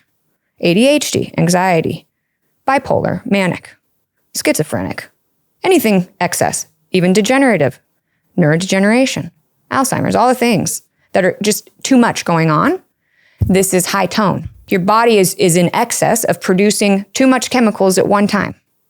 So it's going into a form of excess, okay? That's high tone. Low tone is parasympathetic. It's lower production, stagnant, lymphatic stagnation, low production, low energy. Depressive, 100%, disassociative. All the things that are D, down. Everything that is, bipolar would be more of the sympathetic, be high tone. Unless you had bipolar depression, it'd be very, very low tone, okay? So understanding that aspect and being able to start understanding more of the perspective of ECS versus just nervous system, you can dig deeper into nervous system work. You can dig deeper into somatic work. Into breath work, you can dig deeper because you know what receptors make us bronchodilate? It's your CB1. It's the communicate. People in low tone, they have issues breathing. People high tone, they got high respiratory issues, allergies, asthmas. So understanding this aspect of how the ECS is working in these systems, people can get deeper into their work, and that's why everybody's at a plateau. We're like at a collective plateau. Everybody's consuming, not doing shit with it. Okay, let's change it up, people. Like, let's shift something, to where we're actually able to take it 2 more levels deeper. If we could take an ECS and auric field, we would have full dot connections on all levels. All fields would be able to be in coherence. Physicists and the PhD and MDs they'd start getting along. Information would be like, it makes sense. That's what I always say with if you bring ether back into the context, that there is an etheric field that connects all things. Well, that's the realm. Yeah. It's the receptor realm. It's where all things are moving through, but there's got to be something that receives in there. That's where the plasmic and plastic receptors come into. What do you say plastic receptors? Plasticity. Oh, plasticity. Okay. Yeah. Plasmic, the base of where it is, and the plastic is what it's doing. It's plasticity. Okay. It's connecting. Okay. Regrowing. Connecting, regrowing. Okay. Yeah. Makes sense. Okay. Yeah. Keeping connection. Versus, that's just that's what it's doing. Got it. Let's talk about some of the products a little bit though too. Cool. Generally speaking, because obviously it's going to be tailored to the individual, right? It is. Okay. Yeah. But you mentioned pretty much everyone could be on CBD. Everyone can be on CBD. Everybody can do terpenes. Terpenes are hydrocarbon molecules in all things. Okay. They're in all the things. They're in plants that smell and plants that don't smell. They're in foods that we eat, and they're in poo. They're in all the things. Everyone's pheromone, I consider it their own terpene profile, okay? So we have this expression of smell that we have each individual smell, okay? So it's the same thing, and how I work with the products. I have a range of products that are good for a bunch of things, and then I develop individualized products for people that are in need of certain attunements. Is that what you do for people who have the big C? Yes. Got it. Yes. Or any epileptic, autoimmune, anything that's going on is going to be then personalized for that person if my main products are not affecting them in the way that I want them to be affected. And you said, again, just to reiterate, you've worked with thousands of people who've had the big C. Thousands. Yeah. And I feel again, this is one of those where you got to be so careful with how you communicate it.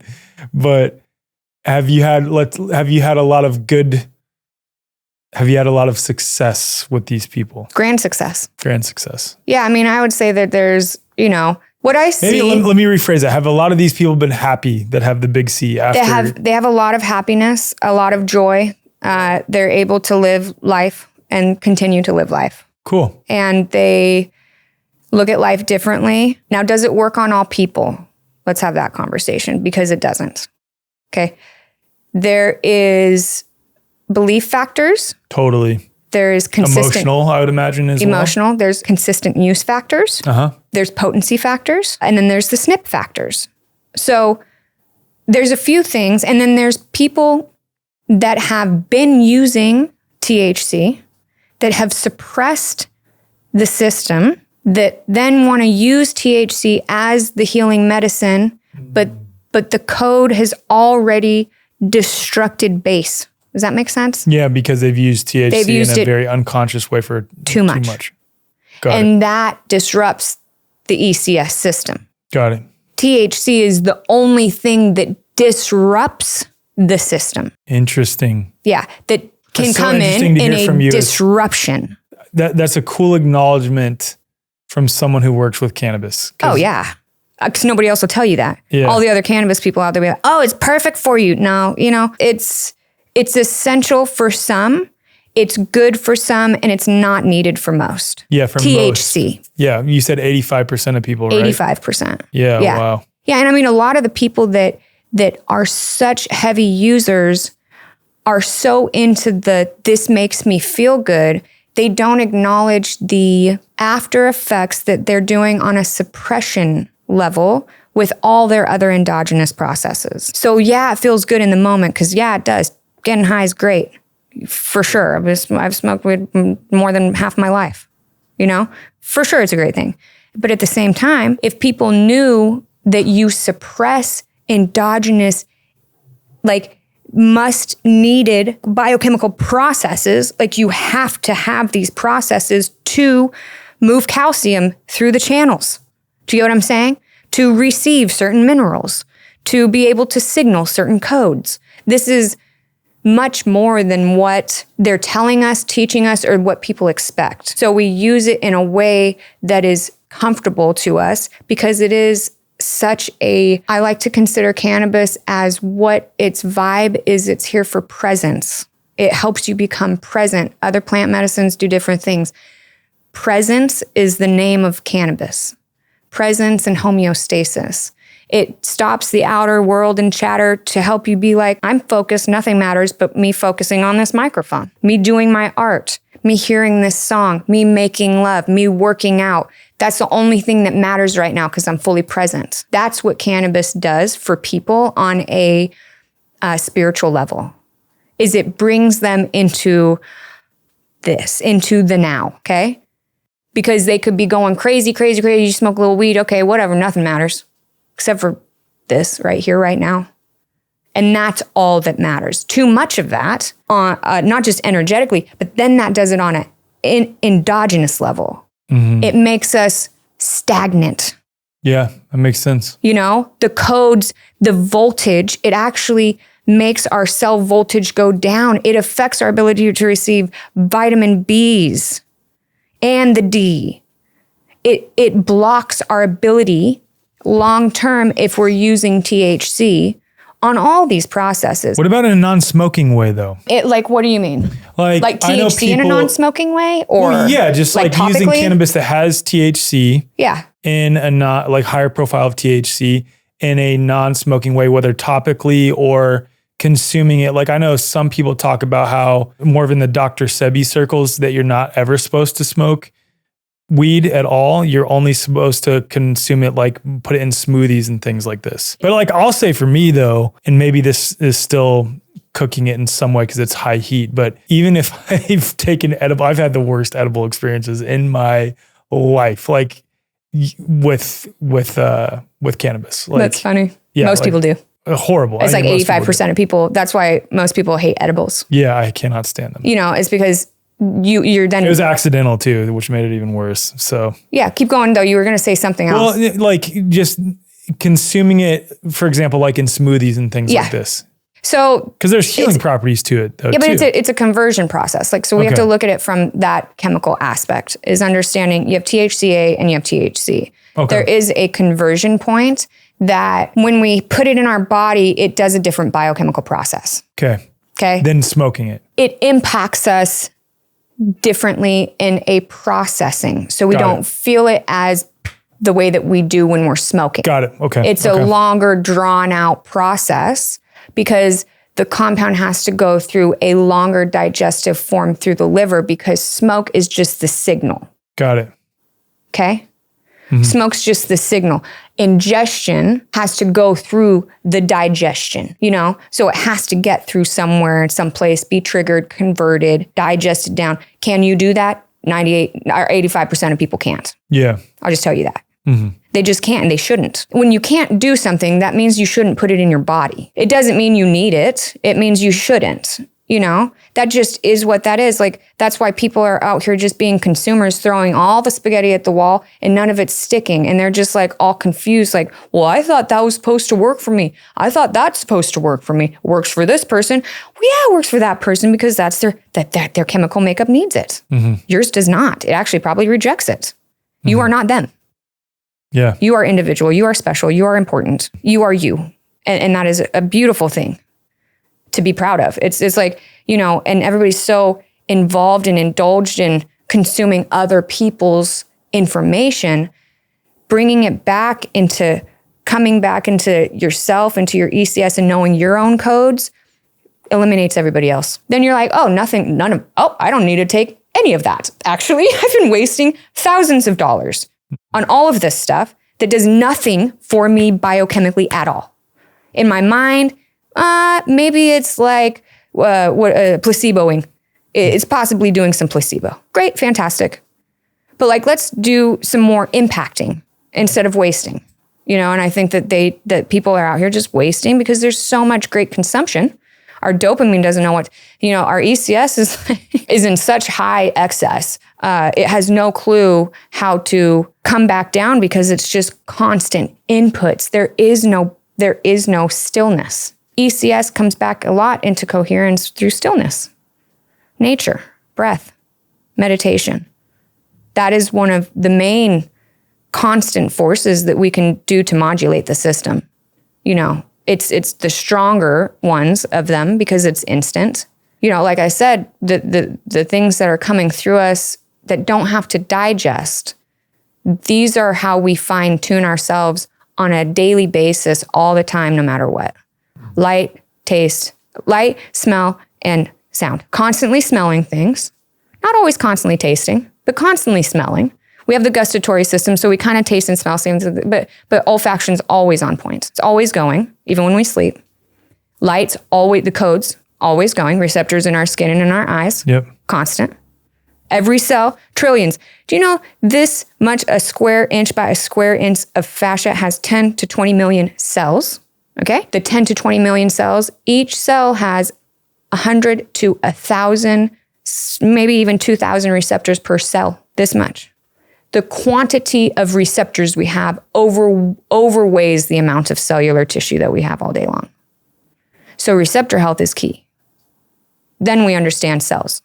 When we understand the receptors, they reversed engineered us to make us understand cell health and not even acknowledge receptor health. And people are gonna be like, oh, what do you mean receptor health? Well, receptor health is the key to the interconnection of what is actually converting. It's like the conversion standpoint is receptors. And if those are not receiving their biofilms over them, if they got things that are disrupting toxin disruptors, the code's not getting through. What receptor is not being impacted or what receptor is being impacted too much. That's very important. Mm-hmm. I hope people start paying attention to that because it's how you can help yourself.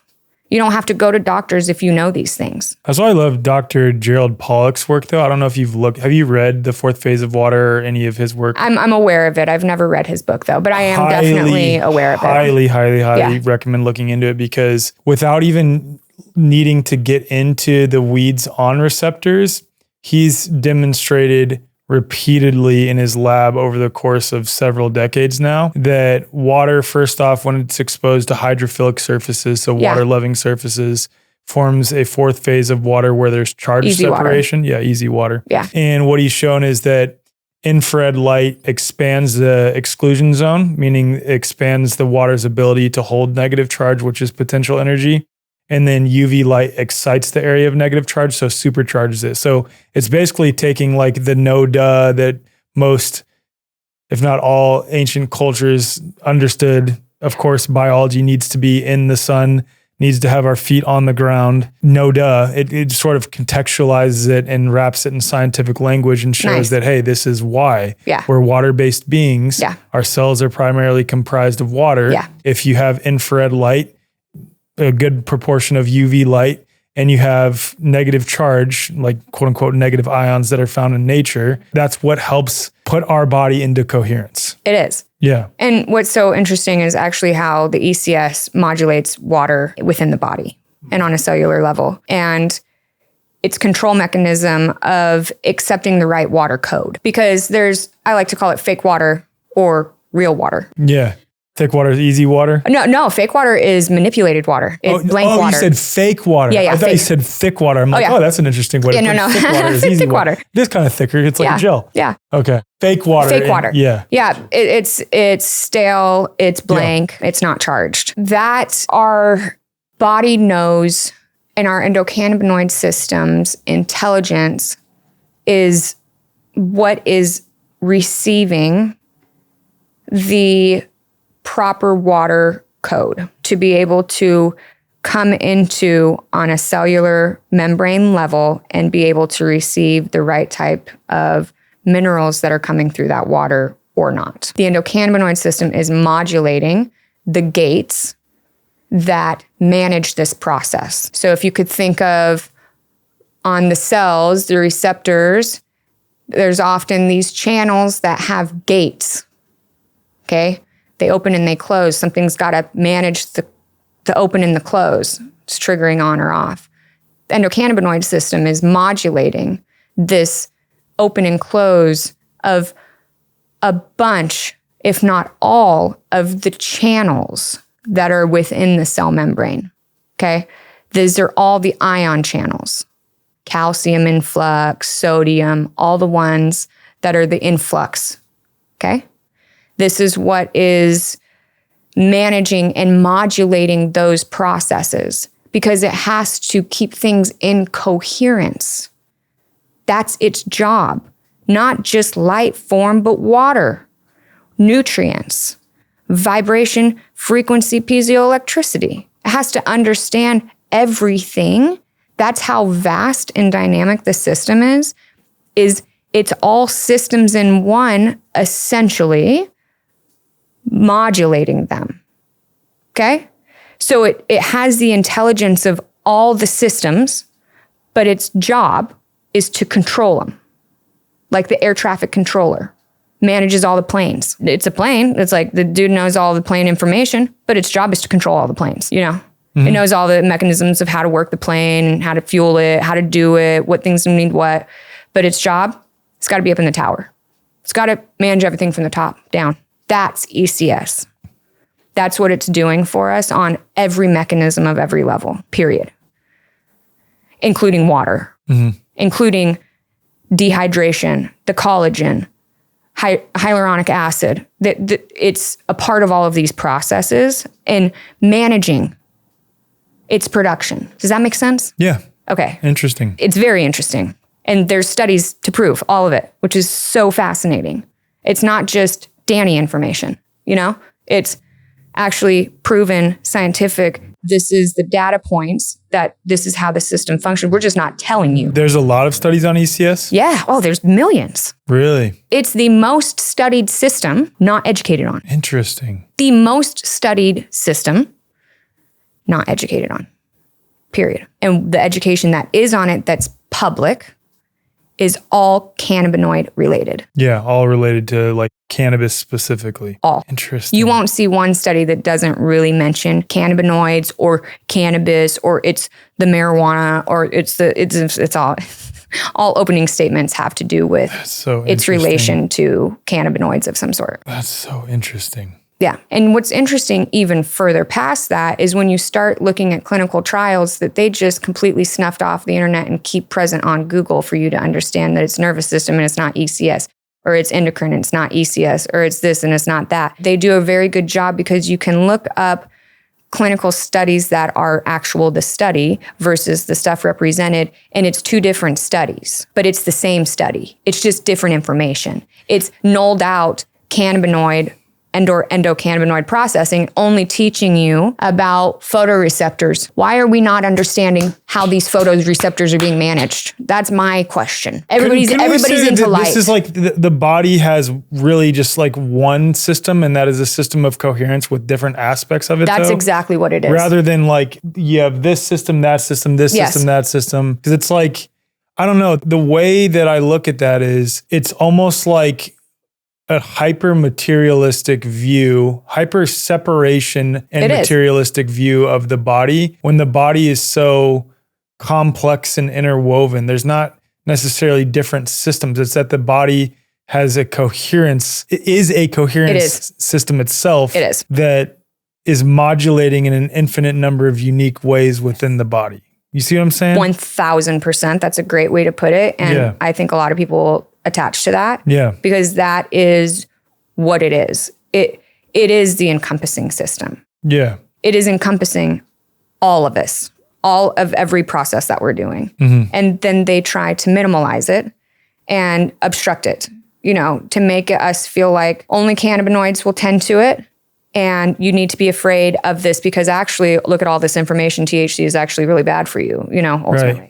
Is what they're trying to push also at the same time. Totally. Which is so confusing. Yeah. You have Dr. Omen, like, bro, I would love to have a conversation with you. He's the guy that's out there, the brain specialist that does all types of brain studies and is like, alcohol is bad for your brain. Cannabis is bad for your brain times 10, Oh. And he's like, I've done a study on thousands of people that shows cannabis is worse on your brain. Was he only using THC? Yes. Of course. Yeah. And he didn't take into the other factor that 85% of those people cannot process THC. So of course it's going to show not good. So sorry, let's go back to CBD now too. CBD, So let's talk about some of your other products and stuff. So what's interesting about CBD is CBD goes in a way where it reminds our body to endogenously produce terpenes act differently. They are either agonists or antagonists, and they are going to activate or turn off parts of our system. That's what aromatherapy is doing. Terpenes are the components that make up full plant profiles.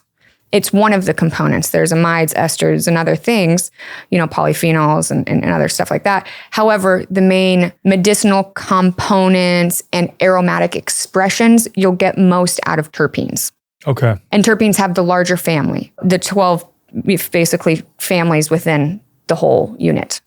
So what do you mean 12 families within the whole? So there's 12 different types of terpenes. Okay. Families. Okay. Got it. So you have your diterpenes. It's a chain link, of X amount of terpenes together, linked together. Got it. Monoterpene, diterpene, all these things. There's different types of terpenes. Some break the blood-brain barrier, some don't. The ones that I work with are all impacting and crossing blood-brain barrier for instant impact and quick results, because olfaction is IV up your nose. It's the quickest thing, most effective, most bioavailable than any product that we put on our system other than IV. Interesting. Okay. Light and sound, same, straight to the neural pathway. There is no digestion. Yeah. We just go straight to it. Smell is very important to rebalance someone's coherence. To get them back into an attunement, smell is the most effective way, outside of light and sound. For generations, our ancestors lived in harmony with nature, thriving on a nose-to-tail approach to nourishment. Organ meats, often called nature's multivitamin, were a staple, providing essential nutrients that supported energy, brain function, skin, gut health, and reproductive vitality. Yet today, these deeply nourishing foods are largely missing from modern diets, leaving many of us unknowingly depleted. Let's be real though, most of us aren't eating organ meats the way our ancestors did. Whether it's the taste, texture, or simply a shift away from traditional foods, we've lost touch with this vital source of nourishment. And that's where Paleo Valley's grass-fed organ complex comes in. It's an easy way to reconnect with ancestral wisdom and replenish the nutrients we're meant to thrive on. Sourced from grass-fed cows on small regenerative farms in the US, this blend includes liver, heart, and kidney, freeze-dried to preserve their full nutritional integrity. No fillers, no synthetic processing, just pure, bioavailable nourishment. Those who incorporate the grass-fed organ complex notice more energy, balanced moods, and renewed vitality, sometimes within days. If this speaks to you, you can explore more by visiting the show notes or heading to paleovalley.com/thewayforward. And in this case, forward is fully spelled out. So paleovalley.com/theway, FORWARD. And a 15% discount will be automatically applied at checkout. Interesting. So what we're talking about really is like different olfactory mechanisms to rebalance our system. Yes. Got it. Yeah. And that these mechanisms, and based on the profile built, can really do work with your just smelling. Like very impactful. Much different than working with full plant profiles like lavender, frankincense. Those are very special, very unique, very God-made, very God's code. I take God's code and I refine it because of the toxin levels that we are at these days. And I feel that nature sometimes needs a boost to break through the discoherence that the humans have created. That's fair. That's all. That's totally fair.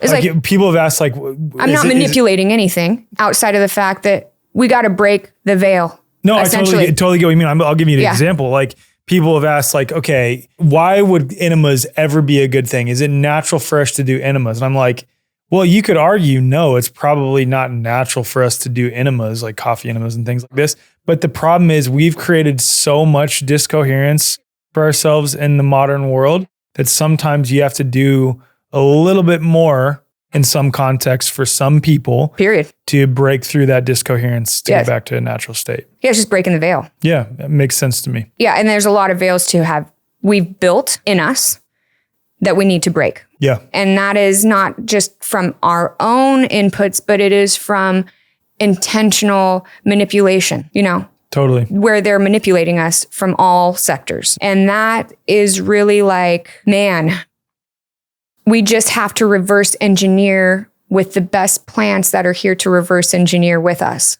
that know the intelligence. There's some plants that are just uber more intelligent than others. It just is what it is. They're more conscious, they're more intelligent, they're more present, they just are what they are. And we need to work with those allies. They're our friends. They know us, again, better than anything. And working with them and refining them, they're not mad. They're like, use me. This is what I'm here for. I got the compounds. Like, take them. Don't overdo it, but do it in a way that will bring coherence, because ultimately that brings coherence to not just them, it brings coherence to the environment, to the total. So it spreads, everything's a micro, macro level, everything. So working with plant medicine on a micro level is doing all the endogenous, it's inner work. All micro dosing of all plant medicine, you're working on the inside work. All macro dosing is expression on the outside, and you're trying to fix something on the outside. But little do you know, you really got to go at it from a micro standpoint, because macro is just the confusion. It really is. When we're looking at plant medicines, it'll give us a code, but the integration is not there because the body doesn't know what to do with it. It didn't have a long enough time to integrate the code. So you moved through it. And now it's gone. That's why you keep going back. That's why people keep going back. That makes a lot of sense. They can't stabilize it because they don't know how to work with the plant, the medicine.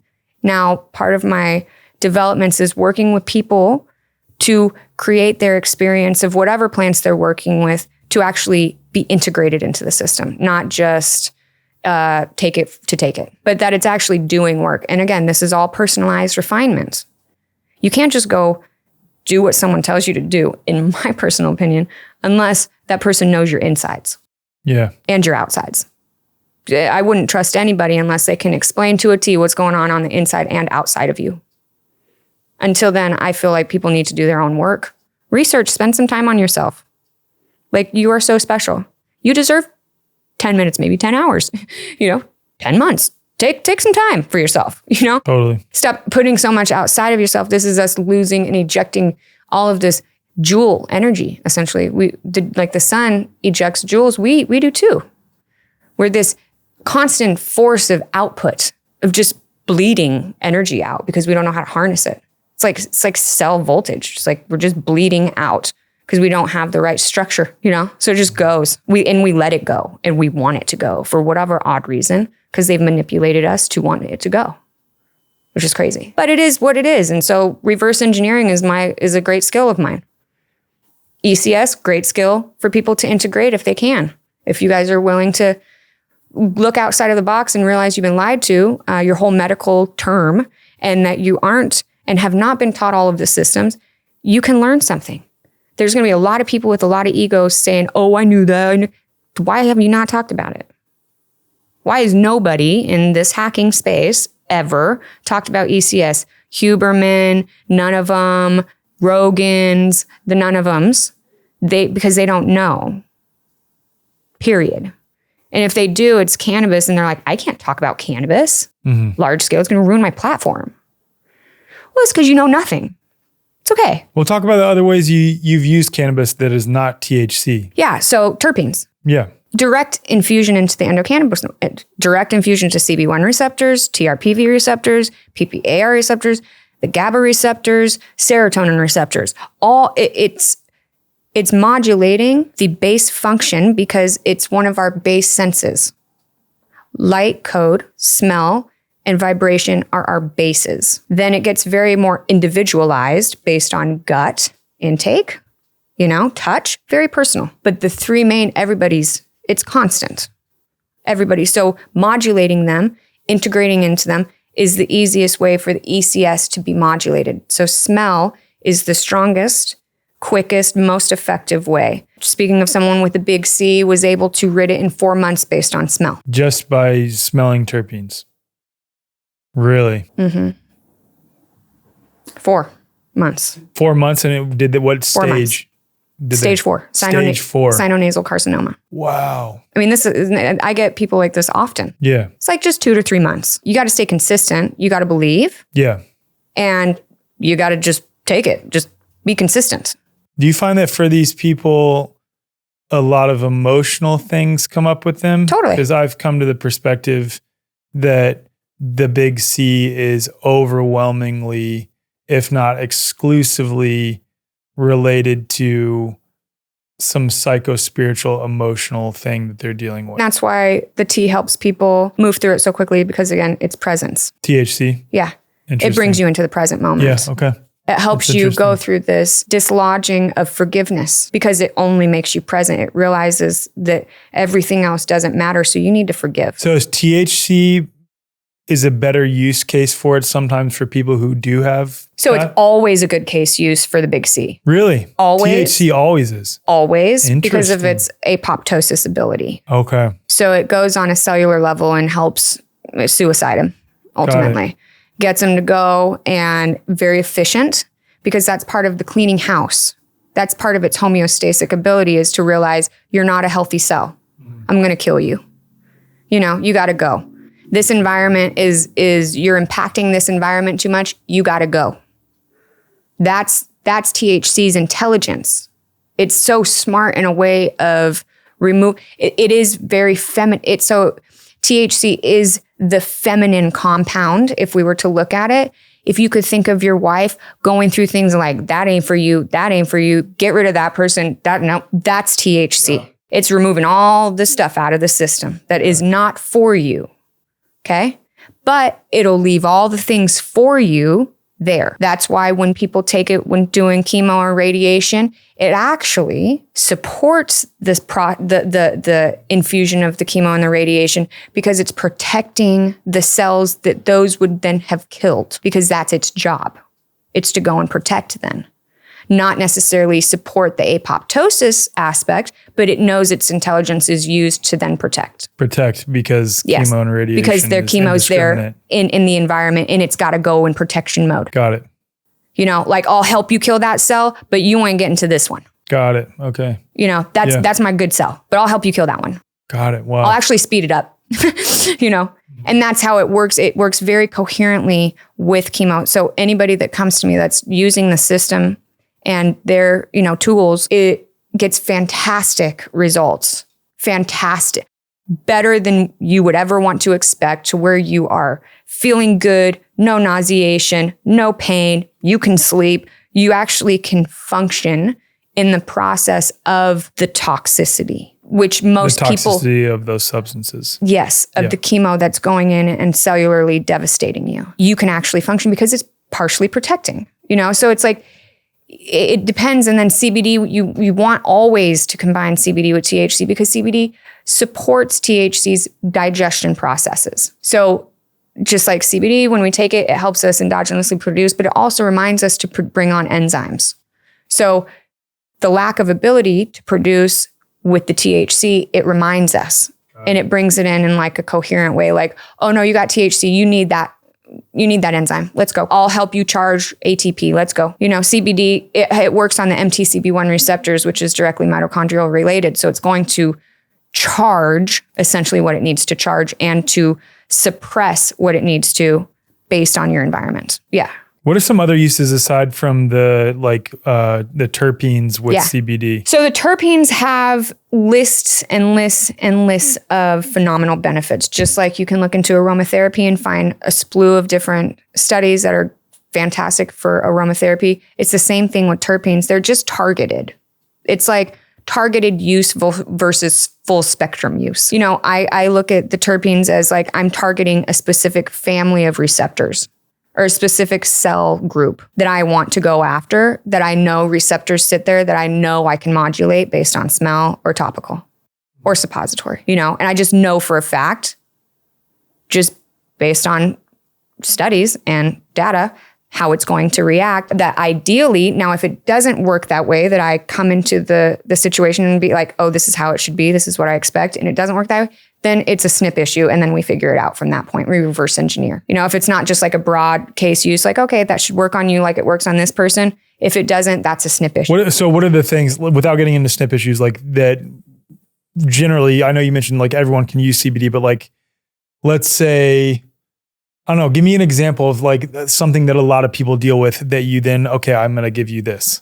So people that have anxiousness, a lot of people have anxiousness. If they want to deal with it in a smell form, terpene wise, I would give them like my chill profile, or if they want like a singular node, I would say myrcene or linalool. Okay. Because of how they're chemically reacting in the body. And that's their job on planet Earth, for us to consume and or the animals to smell, and then that come in their system, because their olfactory is actually 1,000 times ours. So we have, let's say 100,000, they have 10 million. When you say they, you mean the animals? The animals, yeah. Okay. So animals' olfactory senses are, 1,000 times ours. That's why them out in the woods, they can navigate a lot better than we can via smell. You know, they know what they're doing, we don't. Now, when we have it on a concentration level, we biochemically can register it, and it can go and do work where it needs to go and do work based again on that concentration level. And I target people and or just large, just masses of people based on certain things. Like people have cognitive issues. I have a product named Think. This is for memory. It's for neurogenesis. It's for, mood. It's for the things that are going to be stimulating to the brain, creativity, that have the terpenes in it that trigger these receptors that then put you into action. So then I have one that's based for breath. It's for bronchodilation. It's to help kill SARS-CoV. It's to, be a decongestant and an expectorant and just be able to breathe deeper, because we have receptors embedded on every cell within our lungs that if we have access to trigger this receptor and basically activate it to be alert, why are we not doing this? Especially people that have respiratory issues, and then it just goes on and on and on. I have one for peppermint. Peppermint is more gut. I have one that I made specifically for cysts and biofilms and fibroids, that it's like excess buildup, that really targets the ability to degrade things and break the films down. This is heavy limonene driven. Limonene is one of the best compounds that people can consume for the big C, or for any type of excess buildup of a biofilm, or anything that is building, cholesterol, anything that is stacking that you cannot remove. Limonene, fantastic. Neurolidol, fantastic. There's certain terpenes, just like there are certain cannabinoids that are targeted to do work, and that's its job. Now, when you get it in a full spectrum profile, you're only getting a percentage of that. When you get it in a concentrated terpene, you're getting the whole form and the potency and the full delivery. So it's much more focused. And that's the difference between my products and every aromatherapy company. I think I was pretty sure I'm the first terpene-based company that focuses on terpenes the way that I'm focusing on. There's companies that produce terpenes, like labs and things like that are manufacturing them, but they don't have developed products that are focused in on functional use to help large groups of people. Unlike doTERRA is that. I'm a refined, concentrated, more focused, stimulated, and just operational type of experience than doTERRA what doesn't there have is. CBD in theirs though. They don't, but terpenes don't have CBD in it either. Okay, got it. So they're just... So none of those products have CBD in them? None of them. Okay, yeah, interesting. but we're working with the endocannabinoid system. Got it. So that's how, we can work also with amino acids and affect the endocannabinoid system because it's a protein-based system. So incorporating certain amino acids is also going to change the dynamics of your endocannabinoid system. Certain people lack a lot of amino acid structure. Integrating certain amino acids, your ECS is going to be back more in balance. Tryptophan specifically, that's one of the main ones that's in function with the endocannabinoid system. The suppositories you have, what went into the development of those? And do you have terpene-based ones and then CBD-based ones or both? Both. Okay. Yeah, I went into the development of that because I had patients that were so home on hospice, we couldn't apply anything. Suppository was the best potency to be able to absorb. It's the most bioavailable versus topical or sublingual. You have different structures of bioavailability. The suppository, we're always getting about 80 to 90% absorption, always, because of the fact that it doesn't have to go through the liver to digest or get its signal through. It just goes into gut microbiome processing and gets the medicine through the gut-brain axis. Got it. Yeah. And then I want to talk about one more, going full circle, the pain one that I use, the salve. Yeah. Yeah. So pain is interesting because it's working with our certain receptor families. The CB1, yes, but we're also working a little bit with CB2, the TRPV channels and receptor family, and the PPAR family. This has a lot to do with pain and modulating pain. Okay. Anandamide has a lot to do with pain and modulating pain. When either our receptors are incapable or out of coherence, out of communication, and or our ability to endogenously produce or break down anandamide, our pain either is a fast process or a longer process. And this is, again, based on the person's SNPs. We would understand someone's anandamide levels and their ability to actually process this. But that has a lot to do with pain, reflection of pain, biochemical processing of pain, and holding signatures of pain. Because pain is two things. It's formed out here in the field with memory connected to it, and then it's also imprinted on a physical form. You have to tend to both of them, So if you never rid the memory, the pain's always going to be a chemical signature that is available to experience. Makes sense. I mean, for me, I've typically, not in every case, but typically I'll experience hip and low back pain on my right side related to stress and feeling overwhelmed with obligations. Masculine, 100%. Yeah. Period. Yeah. Yeah. Makes sense. But that's a biochemical signature. Mm-hmm. It's not a storage of a trauma in you. No, of course. It makes sense on that level, the way you talk about it, because there's something in my field that is still resonant with experiences related to stress patterns that then trigger that biochemical response. Period. Yeah, makes sense. So that is the process. It's not fascia. Yeah. Fascia doesn't do all that. Let me tell you. Fascia is holding space for us to process these things. It's holding space for biochemical processing to occur. And the more consistent a biochemical reaction happens, the more disruptive the space gets, which means the more dehydrated the space is going to get because a lack of communication, which things get tighter, which things get tenser. And of course, you're going to feel it physically. Yeah. But it's not your fascia. It's literally signatures. It's imprints. And that is something that I hope a lot of people will attune to, because you'll get a lot deeper in your processing when you realize it's not stuck in your body. You get what I'm saying? Do work on your mental space. Stop spending so much time on this physical form of fascia maneuvers. Great. It does feel good because you're biochemically, piezoelectrically, mechanico-releasing and pressurizing the release of this stuff. Of course it feels good. But is it long-term imprinting you? No, that's why you keep doing fascia maneuvers, because you're not tending to the field where it's actually stored, You're too afraid to go into the emotional depths of it. That's why you stay so physical. Most people. There's a lot of people that love to go into the emotional aspect. They're a little bit too emotional, not enough physical. The whole thing is figuring the coherent. I've had other people say though, too, literally the last person I interviewed, that I'm just like, compare. that somatically releasing something helps release it for good. Like if you do a lot of deep fascial work. I think we can agree to disagree. And I'm okay with that. You know, I feel a bit more connected to the field. Yeah. And to then the biochemical process. I just understand more of, you can definitely get to a coherence of non-expression in the body. You can. But is that impacting your field for next life? Are you just doing a good job at managing it this life? And it's going to come back and occur in a different expression next time, in a different way, maybe the same way, maybe a little bit different.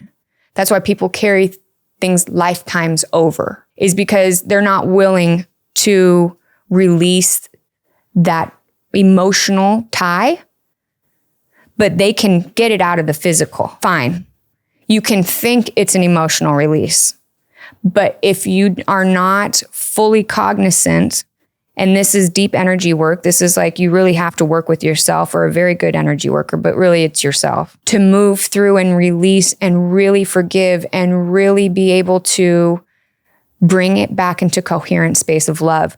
This is the true light. This is the spark of light. This is what we have to, you know, we come from this, and most people just stay here. Even though they can feel like they're here, they're actually just still here because of fear. You know, the fear keeps them comfortable because they're not feeling anything.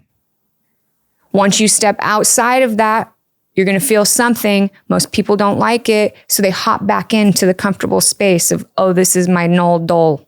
I'm okay with it. Humans we want comfort, so of course we look for that, and of course we settle with it. It's natural. But people that want to do work, that are aware that you have a physical opportunity to manipulate something that is not serving you long term, you do it, you know?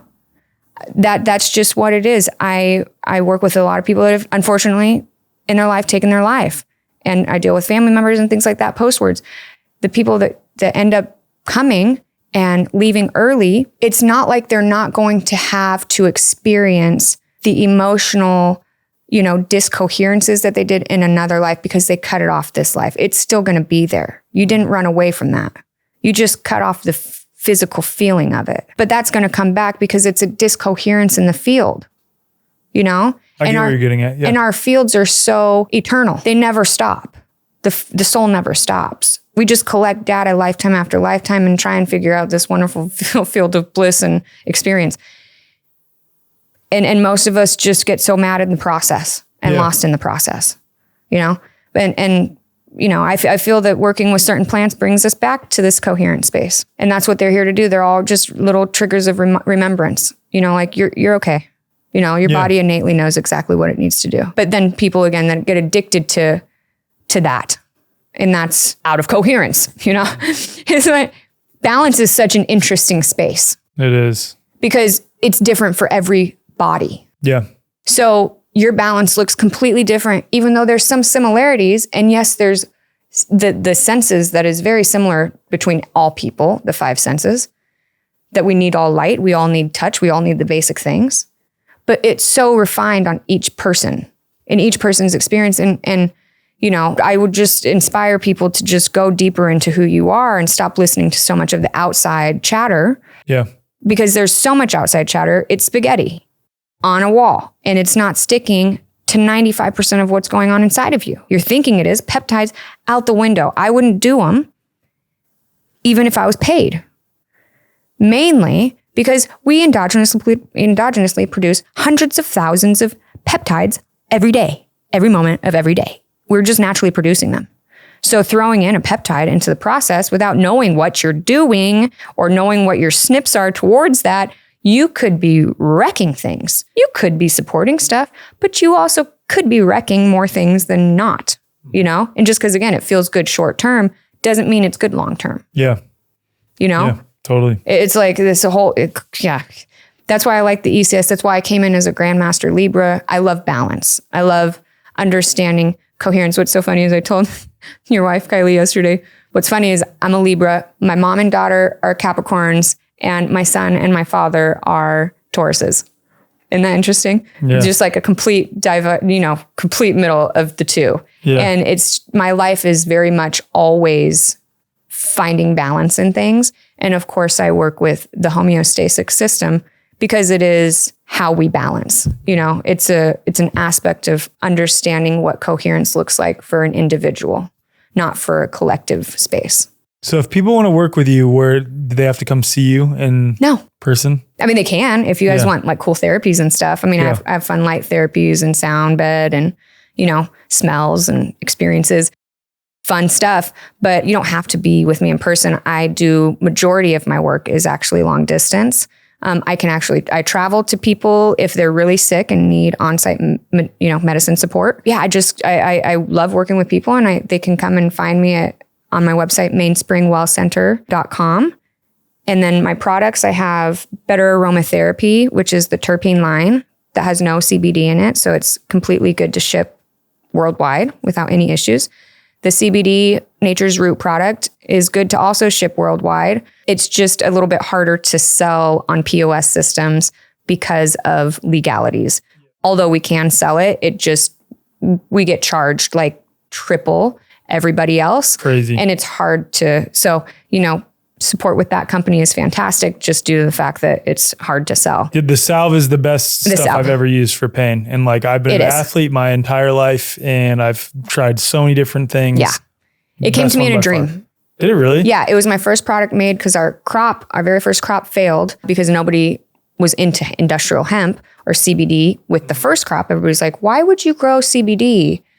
What is CBD? And I'm out there just like, we're gonna save the world. And that's what my mission was. So we didn't have any buyers. And like, I was so focused on creating a space and an industry for this plant to thrive in that a dream came to me one night and was like, you need to turn all of your crop into cosmetic products. Wow. And it brought me a dream, and that took me like 2 to 3 months to develop the product and remember exactly what the details were. And it's won multiple awards, actually. I'm not surprised at all. It's been our best-selling product. What goes into it? Yeah, aside from the CBD, obviously. So there's arnica. Okay. Menthol. Mm-hmm. You definitely feel the menthol. Yeah. Like a lot. And it's really just the potency and the concentrations of how they're working together. Uh-huh. And the relationship between the compounds and the intention that actually is energetic through the plant that has been brought through for the recipe. That's actually one of the main components, is that it's not from me, it's from source. So it's going to impact in a different energetic way, you know? Yeah. So yeah, I mean, I develop products much differently than most. I'm very much, an alchemist of pure intention and passion. Mm. Yeah. You feel it in your products. Yeah. It's very pure. You know, it's all of it's channeled. Uh-huh. I never know what I'm making. You know, I go into the lab and I just make it. That's cool. Yeah. It's never a search or nothing. It's like, I have what I want to do. Right when I walk into the building, the messages start coming. That's cool. Yeah. And they don't come before. It's like, I have to be in the space. That's cool. And it's like, and it comes down. It's like shifting through all the files. Okay, this is what I need. And it comes together like the breathe. You smelled the breathe one, right? It smells like bazooka. Yeah. How's that? Yeah, right. How's that? When this one, and then I'm like, oh, well, we have to patent that because I want to use it as like bubble gum for kids. It's an amazing for your, antimicrobial, antibacterial for the mouth, all these benefits. But it comes from, how does it smell like this with carvacol, which is from oregano, thymol, thyme? Like, these are not bubblicious like essences. they're spicy, but how does it come, so I feel like everything is so divinely driven through me that I don't question it. I just do it. Yeah. It's kind of like, I stopped questioning quite a while ago. When I question, I'm always confused. You just got to trust the process. I just got to trust it. Yeah. Yeah. I just believe in it. So, but they're amazing products and they work so well. I mean, if you want to try one of the new ones, just real fast while we're here doing this. Live experience. Okay. So this one is one of the new ones and you're going to want to, I think maybe you did that one over there, but breathe it in, hold one nostril closed, deep breath into the gut. You want to do a belly breath. We have olfactory receptors that are in communication that are in our gut and up here in our head space, and they communicate along the gut-brain axis.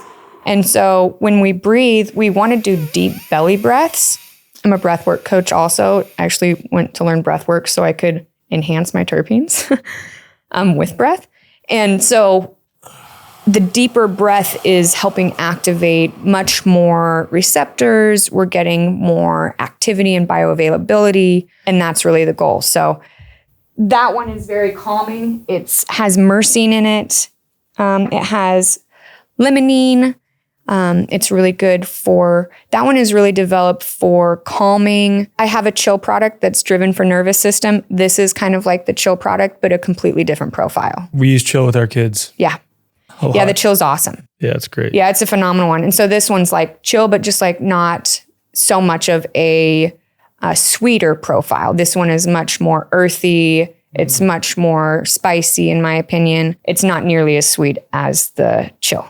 So a different type of profile, but same type of experience. And again, someone just used your citrus. Yeah, for 4 months. For 4 months. For the big C. Yep. That's sinonasal carcinoma. That's incredible. Yeah, I have a video of it on my Instagram, so people can like watch it if they want to. Wow. But yeah, he had a large mass. I mean, yeah, he's impressed. He's had almost 2 years now clean of it. Wow. Yeah, it's been 2 years. Yeah. Incredible. Yeah, he still uses the products, I mean, there is upkeep, at the end of the day that you definitely want to keep in coherence, but it's not like you got to use it every day. Of course, yeah. So if someone wants to work with you, what's the best way to get in touch with you? So the website, probably Instagram. That'll be in the show notes. Is great. Her Instagram as well. Instagram. Yeah, that's probably the best ways is the website and Instagram. Cool. Just reach out those ways. I mean, I'm hoping to get doing some more conferences, hopefully, I tried to go to Confluence last year. I'm hoping that this year more opportunities will present for more in-person dynamics because I love being in person with people to be able to like draw things out or display, samples. And I just love people to experience what I talk about because it integrates more. So, I'm hoping that starts coming out more and more this next season of my life. Awesome. Yeah. Yeah. I hope those get in front of more people too. You're a great steward for them. Thank you. Yeah. I really love it. I fully love what I do. I tell people all the time, like being a human, we got to appreciate that we have this opportunity, what a grand opportunity we have to be able to be creative and to be able to like be here in the physical form to transmute and to alchemize and to take something from here to turn it into that. And it's what a fantastic opportunity. I hope people stop looking at it as such a drag and like you're targeted and, all this awful, things that people can get into because really it's all an opportunity to get deeper into love with yourself. We just have to look at it like that. Amen. Otherwise we'll hate ourselves, but everything is an opportunity and it's all free will. And if we can just shift, and slow down a little bit and integrate things that are needed for each individual, we will see more collective coherence. What we're seeing is we're seeing too many people doing the same thing and it's not modulating. We need to see more people doing individual work, then we see overall coherence. It's like working on cell to cell. You don't go and impact, 1 million cells and expect it to be long lasting. You go one by one and you create the resonance and that resonance spreads. Amen. And so that's how I would hope we see this new chapter again of life that we're all going into, start evolving into because that's how we get out of this pit. We're in a pretty big pit right now. And it's because it's not personalized. Yeah. It's too collective. I agree. Yeah. Totally agree. It's too much there. So Yeah. That's where you can find me. And I'm here for it, guys. Awesome. Thank you so much for having me. Thank you, Dani. Yeah, it was a great time. Love talking with you. Yep. Same. Thank you so much.